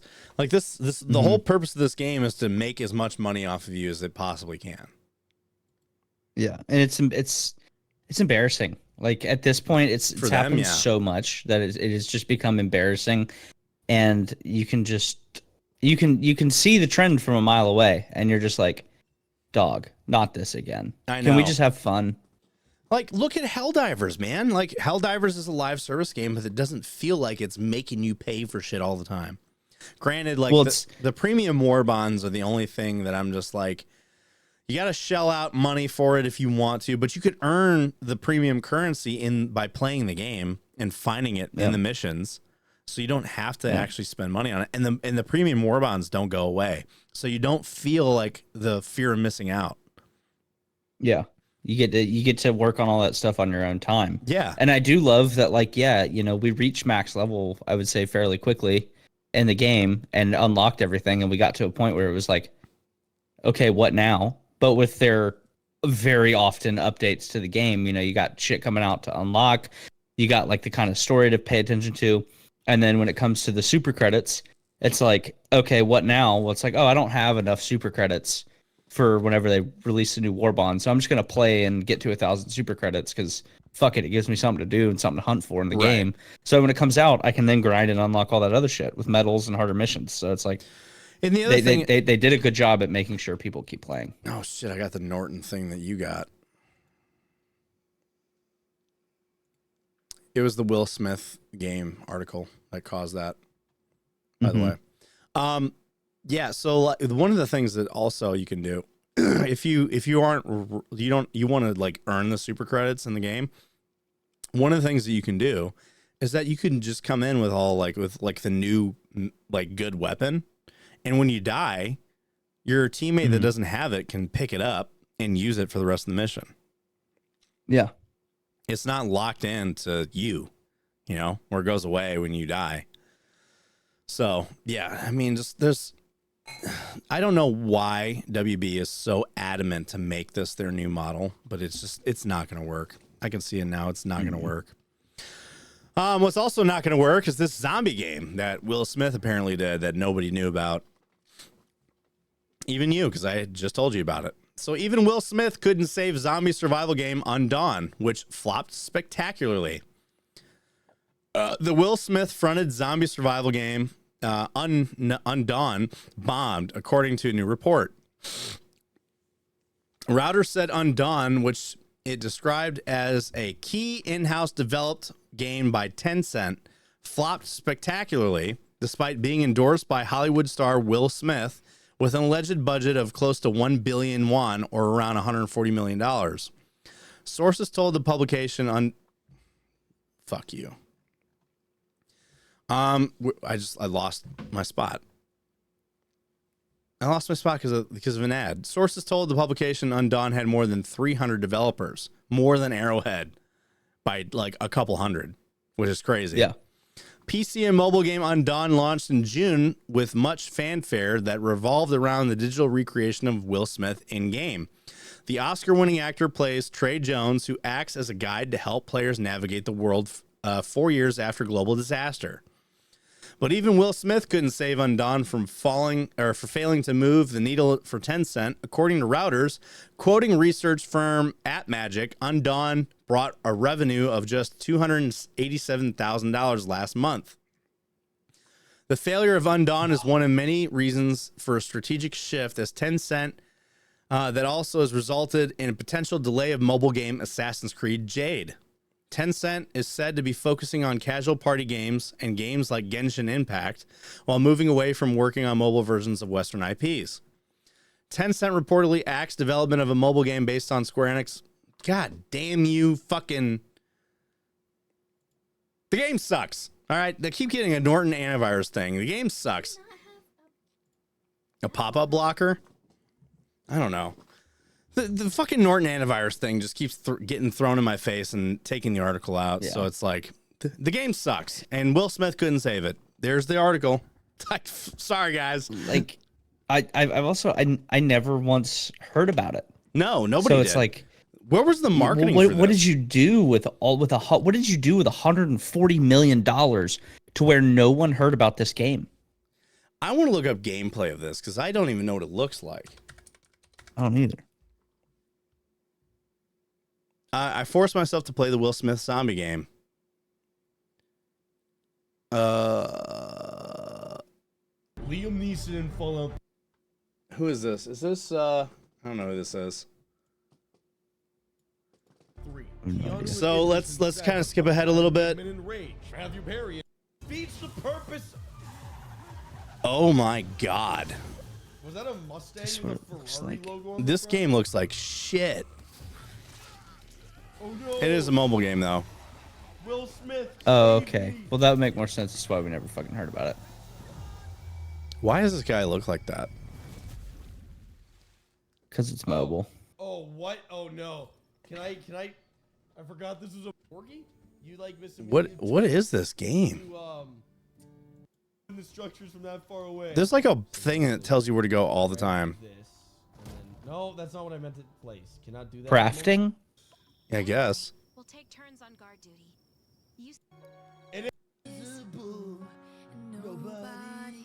What? It's part musical? There's a musical in this? My name is Johnny George. Where's Will Smith? I don't know. Is he here and I just missed him? Well, they also said in the article that the ad for it was pretty shit. I'm kind of curious what that looked like. Pretty good, yeah. No purpose. All right, let's actually look at the ad. Let's watch the ad for this.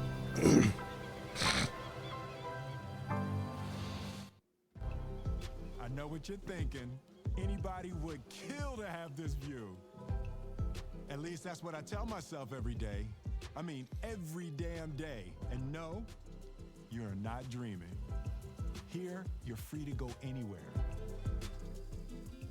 If you want to explore, This is an ad for a game? Into the wilderness. Seems like a vacation. You can find peace and quiet under the stars.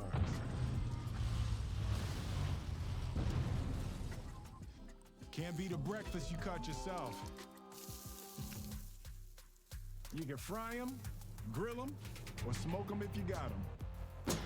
You got your choice of wheels. Some are more selfie-friendly than No wonder why this ad didn't really fucking do well. It doesn't really tell you anything about the game. Sometimes you need a little more horsepower. Dope, right? Gives you nothing. But there is one thing. The neighbors kind of suck. They really suck. They do not respect boundaries. They'll chew you up and won't spit you out. We, survivors, have a problem. The typical this is a typical mobile game ad where the trailer looks nothing like the game. Did you see the zombie with the gas mask on eating? No. Wait, there was a zombie with a gas mask on eating? Yeah, go back. Yeah. And won't spit you out. At the bottom, look. Oh, He's got a wow. gas mask He on. does have a gas like, how is he mask on. eating? Problem with that. Good catch. We are not Oh, that's you want a Walking Dead right there. Yeah. Oh, there's Daryl Dixon. There's the Negan. Like,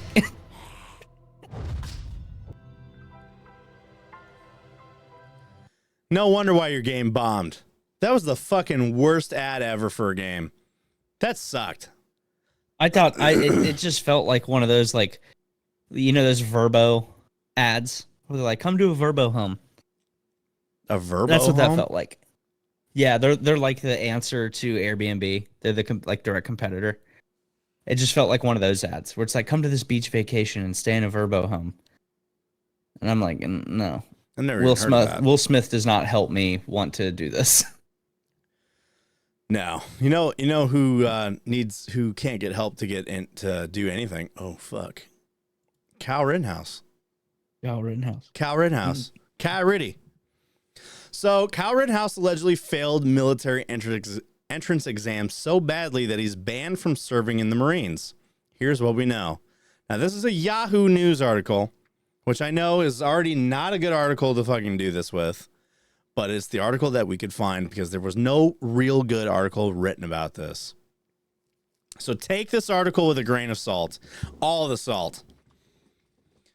So the claim is Kyle Rittenhouse scored so low on the ASVAB test, which is required enlistment in U.S. Armed Forces, that he was permanently disqualified from serving in the Marines. Starting on April 1st, 2024, numerous accounts on X, formerly known as Twitter, and now here's the thing I noticed on Twitter. Every so often, people are Kyle Rittenhouse is trending for some reason. Mm-hmm. And it's all people like talking shit about Kyle Rittenhouse. And it just happened. I'm like, why are we still doing this? It's been how many years now? We're still fucking doing this shit. Like, get a life, fucking weirdos.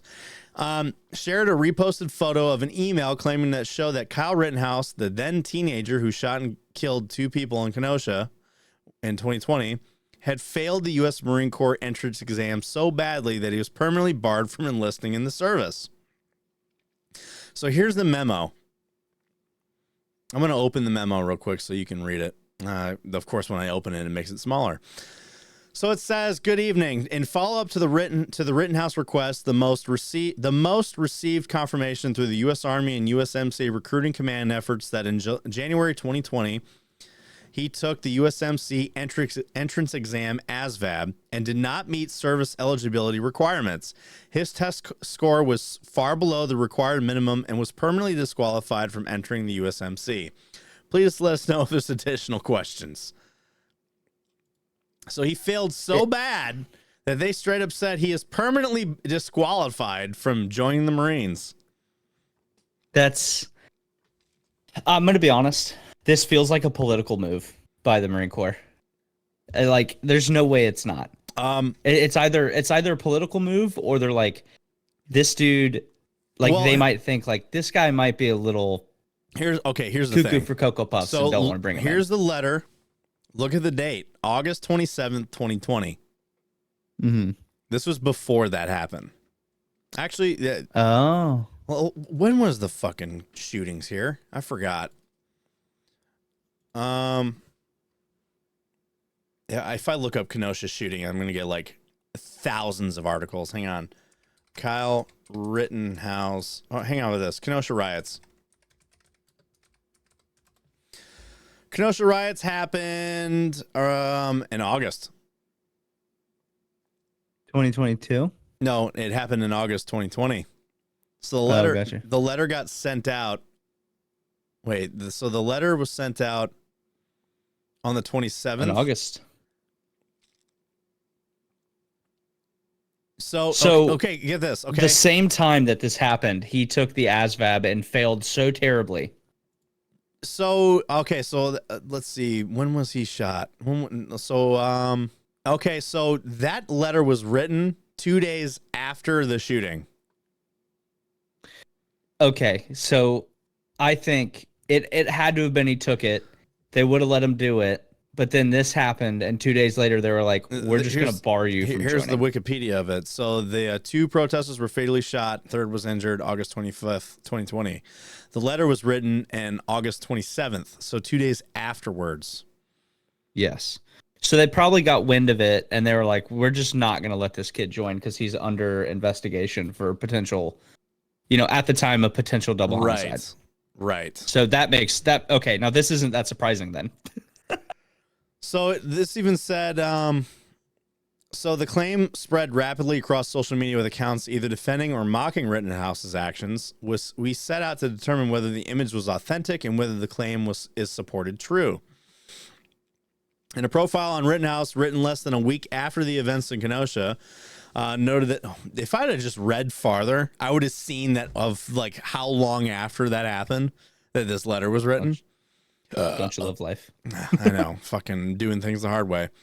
So the Washington Post noted that he had attempted to join the Marines in early 2020, but was disqualified from serving after discussing his options with recruiters.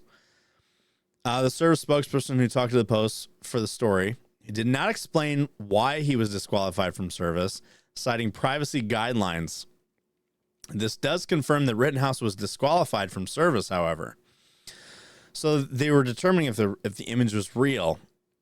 So, because the first lead came from a Reddit post, because we all know Reddit's real. In the comments section of the post, one user claimed that the email was real and originated from the particular page of the Kenosha Police Department's field report on Rittenhouse's actions. That user claimed the information could be accessed to public records. So let's see. Under Wisconsin's open records law, police departments and sheriffs must either deliver request documents as soon as practicable without delay, or inform the interested party the request has been denied. If they choose to deny the request, they must write an explanation of why. So in the meantime, we tracked down a post on X that showed the additional set of emails from the same document. We now had a list of the names of 5 FBI agents. Snopes was able to find public information confirming that 3 of them were indeed FBI employees. A 4th showed a Google search results but did not appear on linked pages. Let's see. So yeah, is the low test score the reason Rittenhouse was barred from enlisting? So it says it's almost certainly false that Rittenhouse was barred from enlisting because of a low test score. There are 2 ways to interpret the wording of the email in question. Only one of those interpretations leads to the idea that Rittenhouse was disqualified because of a low test score. The first interpretation above sends email is that and serves as a therefore. This could be rephrased as his test score was far below required minimum, and therefore he was disqualified from enlisting. But the test mentioned in the article, the Armed Service Vocational Aptitude Battery, is not something you're allowed to take only once. And it's not. That was the one thing that I question about this. Yeah. You can bomb this fucking test and take it again. So it's like, yeah, that was not the reason he failed. It was because he was under investigation for potential double homicide, and the Marine Corps was like, "No, we're not fucking bringing you in. Are you insane? You're about to be in a huge legal battle." So, like, okay, so it's kind of interesting that we talked about this article because though it would have been funny if that was true. Come to find out, it doesn't seem like after reading all of this that it is true. That's why he was barred from enlisting. He was barred from enlisting because he was actively under charges. Yes. So I'm sure now that he's out of it, if he really wanted to go back, I'm sure like he can go back to whatever branch. Because legally he's not. I don't think that they would let him though. And I only say that because it's like with the controversy, can you imagine if the Army and the Marine Corps let him enlist and he passed the test? But I will point out he did score below the standard. So he fucking failed his ASVAB. And apparently allegedly the score had to have been below 16. So what you're telling me is that someone who couldn't even pass their ASVAB has more kills than I do. Yeah, same. Same. I scored a 52 on my ASVAB, so I scored I think I got like an 80 on mine. I scored a 52. Granted, I had been like, I failed the math portion. Like, I didn't fail. I just didn't do well on the math portion. And I had been out of schooling at this point for 07, and by the time I took this, it was 2011. So 4 years with no and math was already my worst subject. So like I was already like out of fucking practice with all of this shit. So I failed it. I didn't fail it. What do I mean I failed it? I passed it, but I didn't do as well as I could have done because I just was like out of practice, and I got like a 52, which is not great. But I scored just high enough to where I could pick whatever other job I wanted. Let's be honest, all that really matters on your ASVAB isn't the overall rating, it's your GT score. Yeah. Your GT score is what gets you jobs in the military. So that's all anybody gives a shit about. My GT score was 1.2 low to go to selection. Special Forces selection. Really? Yeah. Mine was like 3 points above being able to get like any whatever the fuck. I remember my GT score was a 98, 99, and you needed like 100 or 101 to go to fucking selection. So I think 110 for like to be able to do whatever is like it in the Marine Corps. I can't remember. It's been fucking 8 years at this point since it was relevant in my brain, but I had like just a couple points over it. And I was like, oh, okay, tight. I didn't understand it at the time. And you went to the infantry. And my anyway. recruiter was like, dude, you can do whatever you want. And I'm like, infantry. And he's like, but you can do whatever you want. And I'm like, infantry. Isn't it He's funny? Like, I fucking hate you.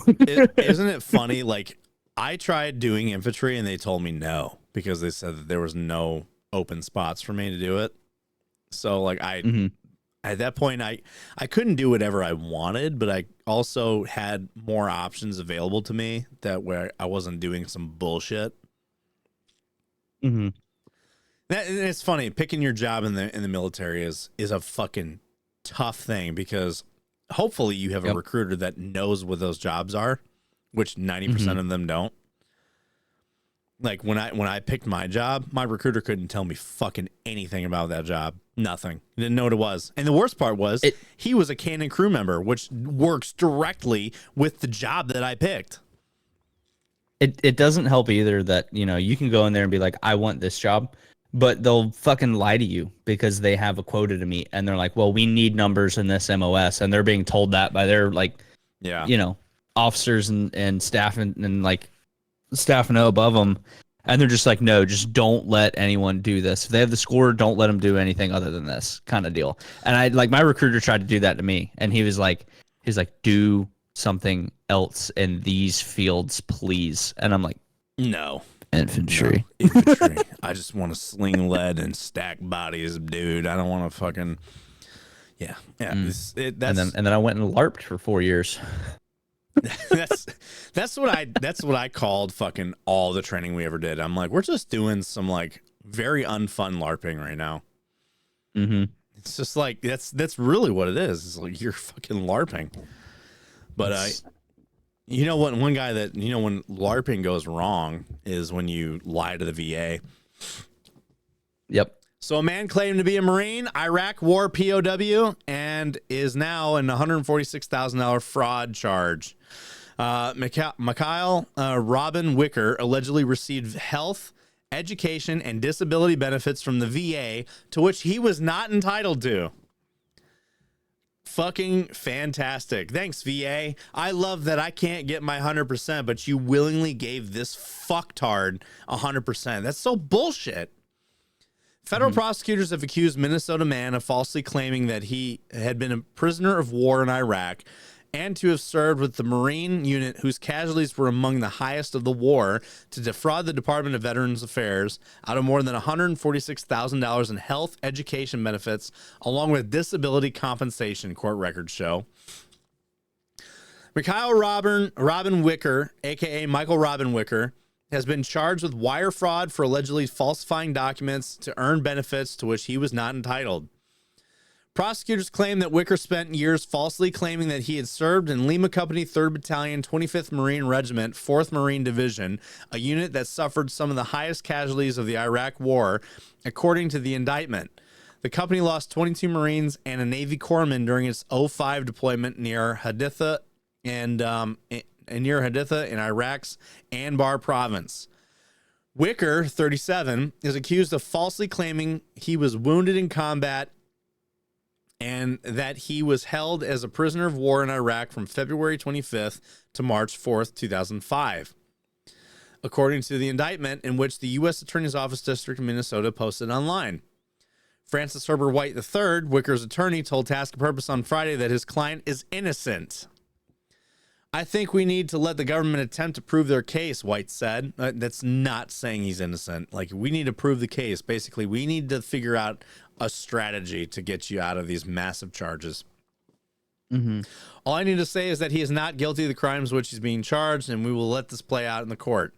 When asked if he was asserting that Wicker never claimed to be a prisoner of war, White replied, I didn't say that.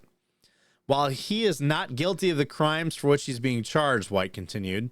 Okay, so that literally says nothing. Between December 2015 and April 2020, Wicker allegedly collected veterans benefits in which he was not entitled to, including primary care, emergency care, psychiatric care, dental care, optometry, and other specialized treatment, the indictment against him says. Based on his fraudulent claim of prior military service, Wicker received this care either free of charge or for only a small copay. Prosecutors claim that Wicker submitted a forged DD-214 and fraudulent certificates for the Iraq Campaign Medal and Purple Heart to bolster his claim that he had deployed to Iraq as a Marine between 04 and 05, and that he had received a Purple Heart, Prisoner of War Medal, and several other decorations often associated with Iraq deployments, the indictment says. Dude, can you, of all the ways to do stolen valor, you're going to pick two things that are very fucking hard to fake. I love that every time you come across stolen valor dudes, they always do some crazy shit. They elevate it. That people that were in are just like, what do you mean? Like, this is, and it's always shit that you can easily research and look up. Yeah. And it's like, why are you lying about that? Just say that you were a fucking, just say, I was a corporal, I got shot, and there it is. That's so much more believable than I was a prisoner of fucking war, dude. Dude, yeah, I was a POW. It's like, holy shit. I was like, you think they did that? You would think that of all things that we have record of, it's POWs of a really recent war, you know? Yeah, that's all logged. All of it's logged. Crazy. It is crazy because I'm just like, dude, You claim to be a POW, and then you claim that you got the medal, that the POW medal. Mm-hmm. So Wicker allegedly claimed that he had suffered from PTSD as well as injuries to his shoulder, knee, and wrist from a roadside bomb explosion in Iraq, court records show. For those alleged injuries, Wicker received $1,000 a month in disability compensation benefits. That's low. Yeah. That's actually like a lot. 50%. That's really low. Later, Wicker allegedly applied for the VA for an increase in disability rating, claiming the symptoms of his supposed combat-related injuries had worsened, court records show. You know what? The thing is, too, why I say it's low is because, you know, you were a POW. If you were, like, you were a prisoner of fucking war, and you were injured in an IED, that's, like, pretty hard to fucking dispute to give you a high enough rating to give you more than that. That's easy. Yeah. That's an easy 100%. Easy. Because you can claim so many things from to mental to physical damages. Oh yeah, but to be fair, it is the fucking VA. So later, Wicker allegedly applied for. Oh, I said that. So in June 2017, Wicker applied for a VA education benefits. The indictment says he ultimately received a monthly subsistence allowance for the VA, made direct deposits to North Dakota State University for tuition, fees, and supplies. So he was getting the fucking GI Bill going. He was using the GI Bill. The practice of falsely claiming to be a veteran or have received military awards is known as stolen valor. Oh, I didn't know that. Some notable stolen valor cases, Sarah Jane Kavanaugh, this is the one I told you about, who was sentenced last year to 70 months in prison for defrauding veteran charities of more than $250,000. Kavanaugh falsely claimed she was a combat wounded Marine veteran, as well as a Purple Heart and Bronze Star recipient. There it is right there. Like, dude, like... people don't just get the fucking Bronze Star, bro. No, they don't. Like, calm down. Calm down. And it came out what she was doing was that she was taking she was mix and matching like claims and records from other people's DD-214s and making her own to make it look believable and submitting it to the VA. So she was not only getting benefits from the VA, but she had charities and was like on the news and shit. And Angry Cops actually did a fucking video of this chick because one of the things that really stood out was the way that she was saluting was like this. It was like all like fucked up. She was just like saluting like this. And it was just obviously wrong. That's not how you're taught. That's not how you're taught. I get it if you were like fucked up and your arm is all like, you know, jacked up and you're doing the best you can. Understandable, believable. Mm-hmm. But this chick, her arm was out and her hand was just like this. Her salute was fucked. Like, you know, like you fucking salute like this, man. Everybody knows how you salute. It's fucking. Hold on 1 second. Yo. I appreciate it. What's that? It was my roommate and his girl. They were like, "Hey, there's pizza out here." I'm going to take this moment of silence really quick. Baby bladder's calling. Okay. If you don't mind. Take a break. Regiment in this podcast is also partnered with BR Paradox. BR Paradox is a company that specializes in custom-built PCs. So if you have an idea for a cool custom-built PC, they can definitely give you the hookup on that. But if you're not in the market for custom PCs, BR Paradox has a wide array of pre-built PCs that you could choose from at great prices. And if you're not in the market right now for a new PC, BR Paradox will definitely hook you up with an optimization. Optimizations take around 10-15 minutes to do, and they're very awesome. I highly recommend them. I had my PC optimized by them, and it's never run smoother since. BR Paradox also has a list of renowned customers ranging from LeBron James, Chris Brown, members of FaZe Clan, and even Angela White from your favorite orange and black site, if you know what I mean. So head on over to brparadox.com to get yourself a PC today or an optimization. And remember to use promo code REGIMENT at checkout. That's promo code REGIMENT down here at checkout. So Marine veteran Paul John Herbert was indicted in September for allegedly we're back, by the way. For falsifying, claiming that he had been wounded by a roadside bomb in Iraq after the Gulf War to receive more than $344,000 in disability benefits.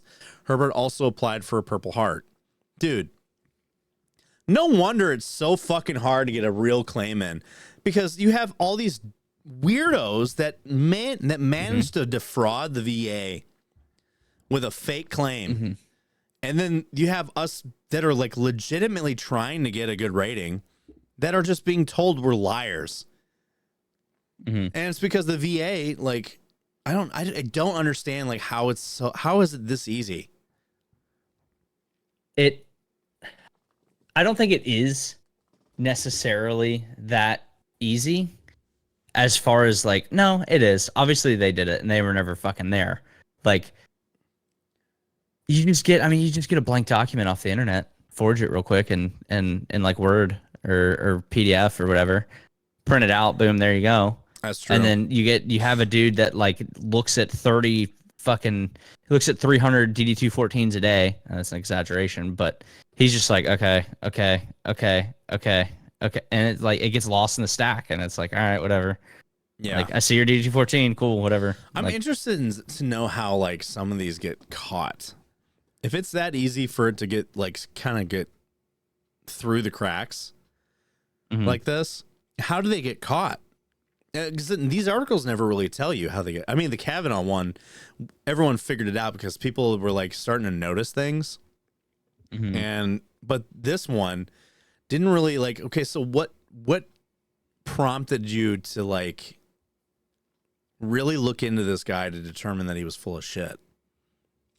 I wonder if it was like an audit or something. Like there was just an audit through the VA and they're checking everything, verifying integrity of where all the money's going. Because I mean, government don't fuck around with their money, and unless they want to send it to somebody else. Caught a name, yeah, and they just caught a name, and they're like, this doesn't show up in any other files other than the VA. This is not right.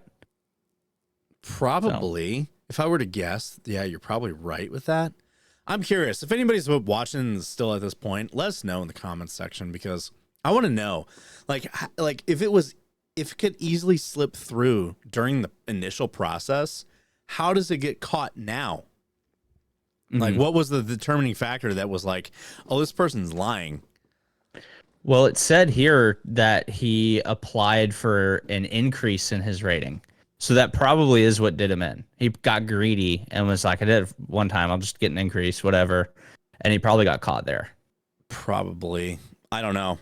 We'll find out more when we get more information with that. Be very interesting to see.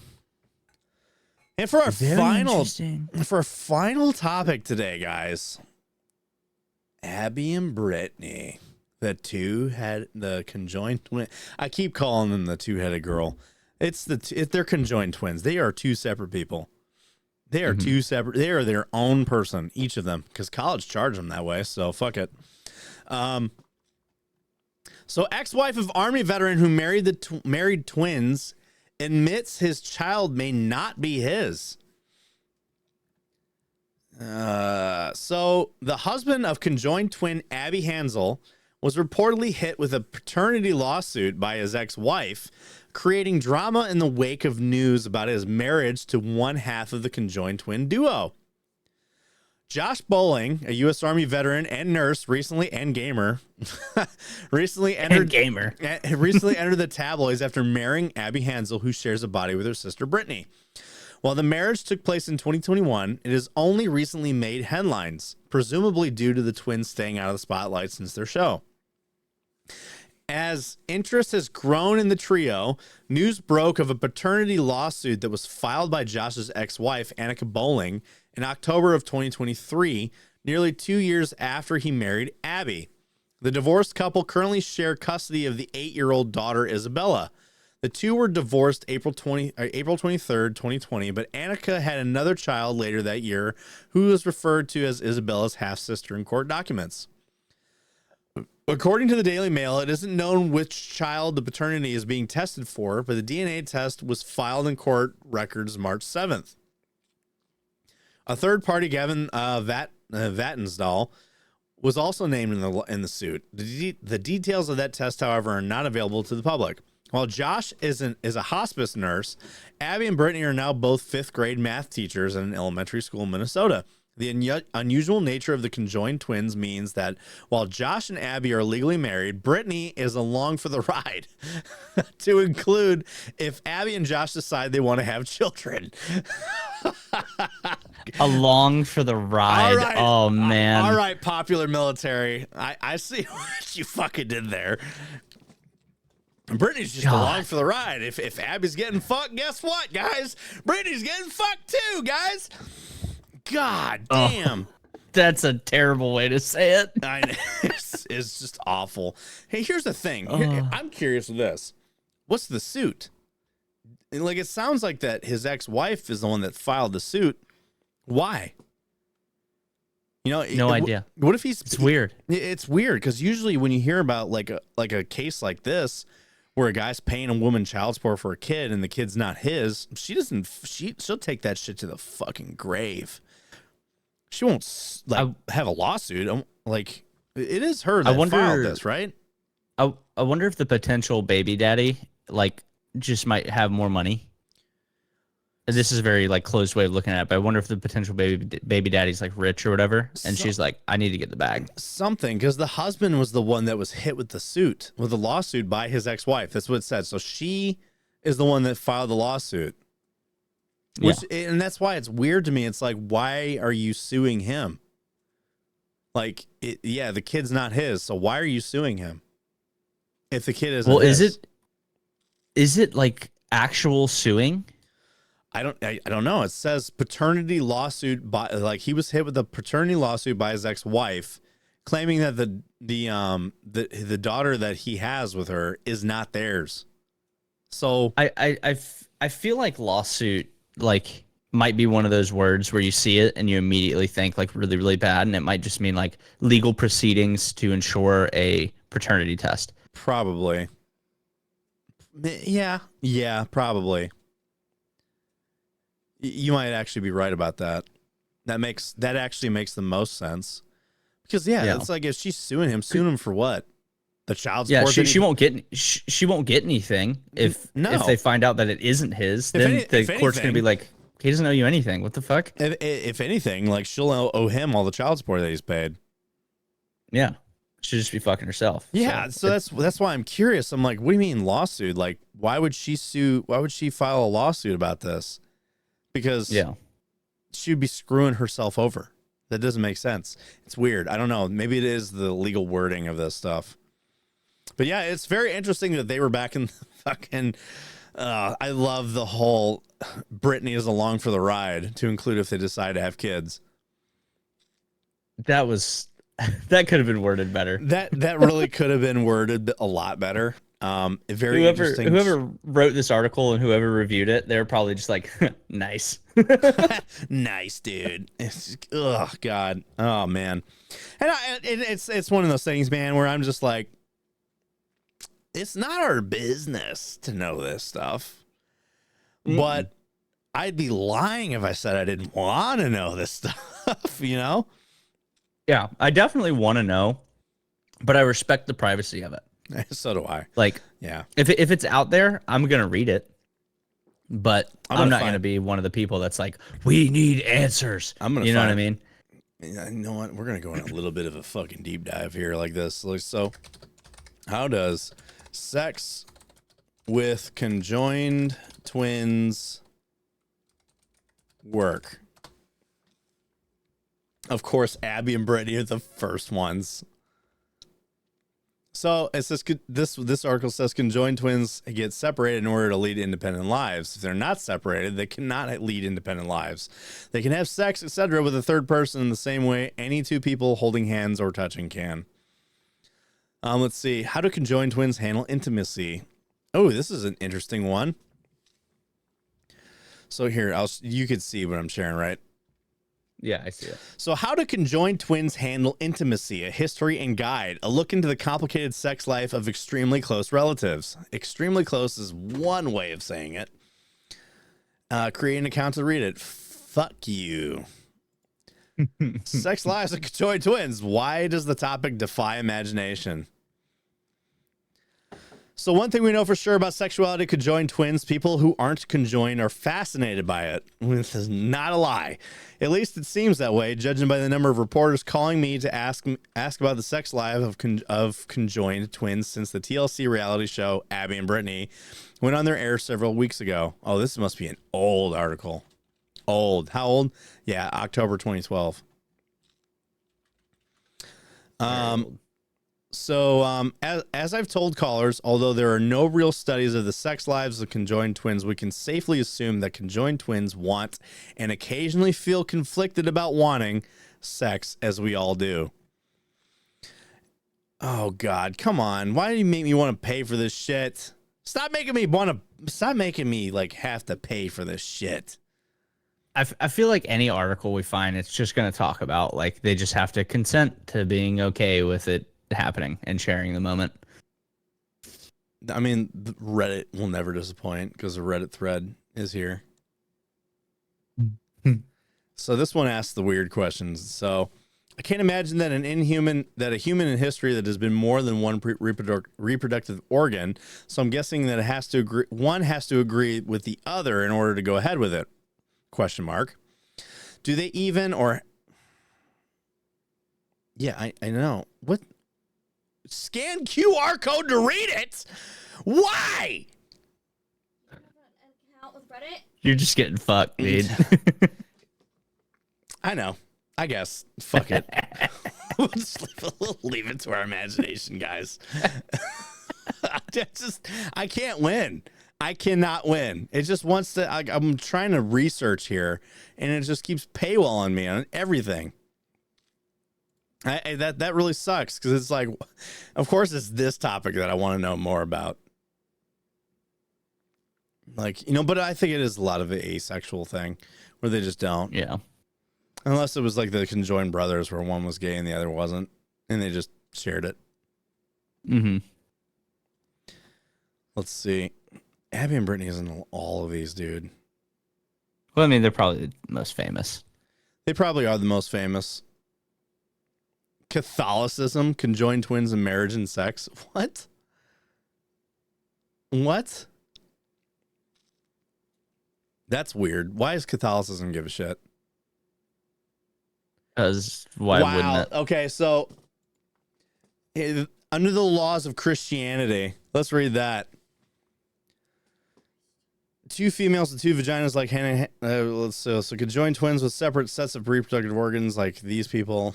By the way, both twins are conjoined. So it says, questions. So what does Catholicism say about marriage for conjoined twins like them who share reproductive organs? Can they indeed get married under the laws of Catholicism?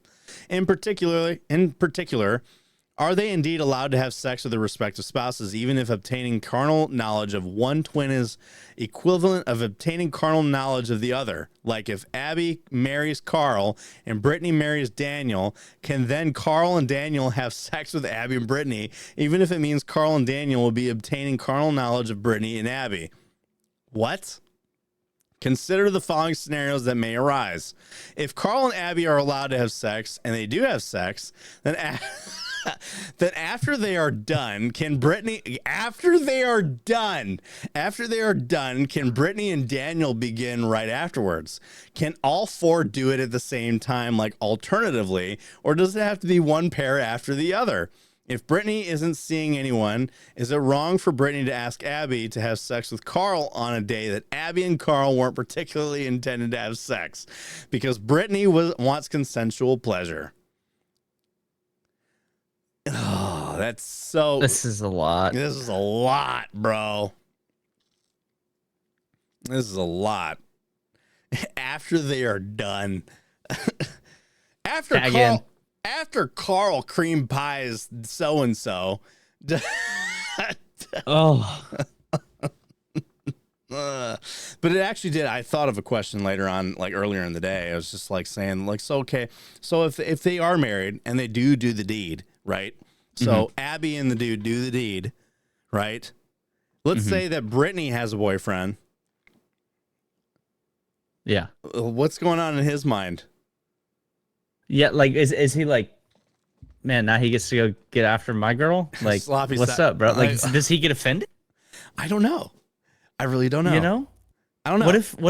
What if that went down and like she's just like the other guy's better, and it's like, oh, but she didn't fall in love with him. It's perfect other one size, did. honey. It's the big one's hurt.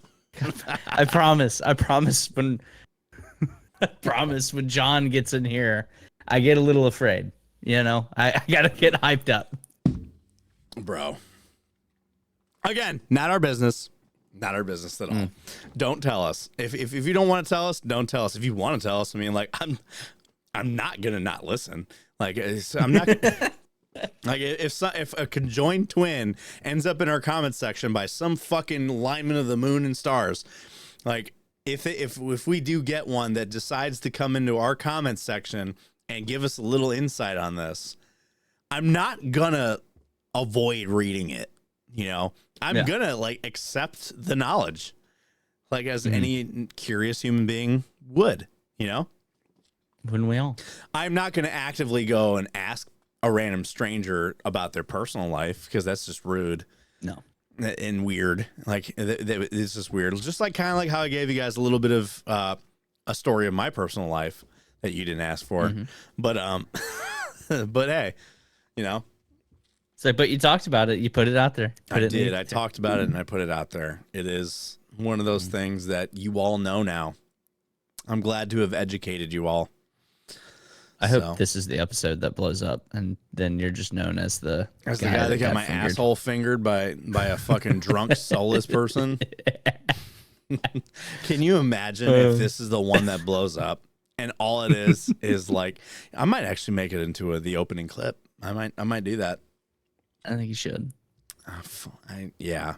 I mean, what other way to hook an audience to an episode than talking about, like, I got finger blasted and it wasn't fun, and the person that did it was drunk and soulless, like this guy. Like, when you think of this story, think of this guy fingering my ass. It's like, it was weird because it was literally the same look in the eyes. The eyes were the ones that told the story. Glazed over, soulless eyes. Just glazed over. The lights are on. Nobody's home. It was. Yeah. Everyone's got PTSD, but that's mine. That's yours. That's mine. Anyway, guys, so let's wrap this episode up. We've been going at it for a bit, and it's late, so thank you guys for hanging out with us. There wasn't really many cool topics. I mean, we tried to make it fun, so we love you guys, and we appreciate you all for hanging out. So, yeah, like the video, subscribe to it, subscribe to the channel. Thanks for hanging out with the Regiment. Be sure to check us out also on Spotify if you don't want to use your data by watching a YouTube video. So, anyway, have a good rest of your weekend, ladies and gentlemen. You got something if you made say? It this far, comment attention span. Yes. If you made it this far, comment attention span, so we know who's watching them. Say attention. Put attention span in the comments if you made it to this point. So, anyway, have a good rest of your weekend, guys. We'll catch you on the next party. Bye. Bye.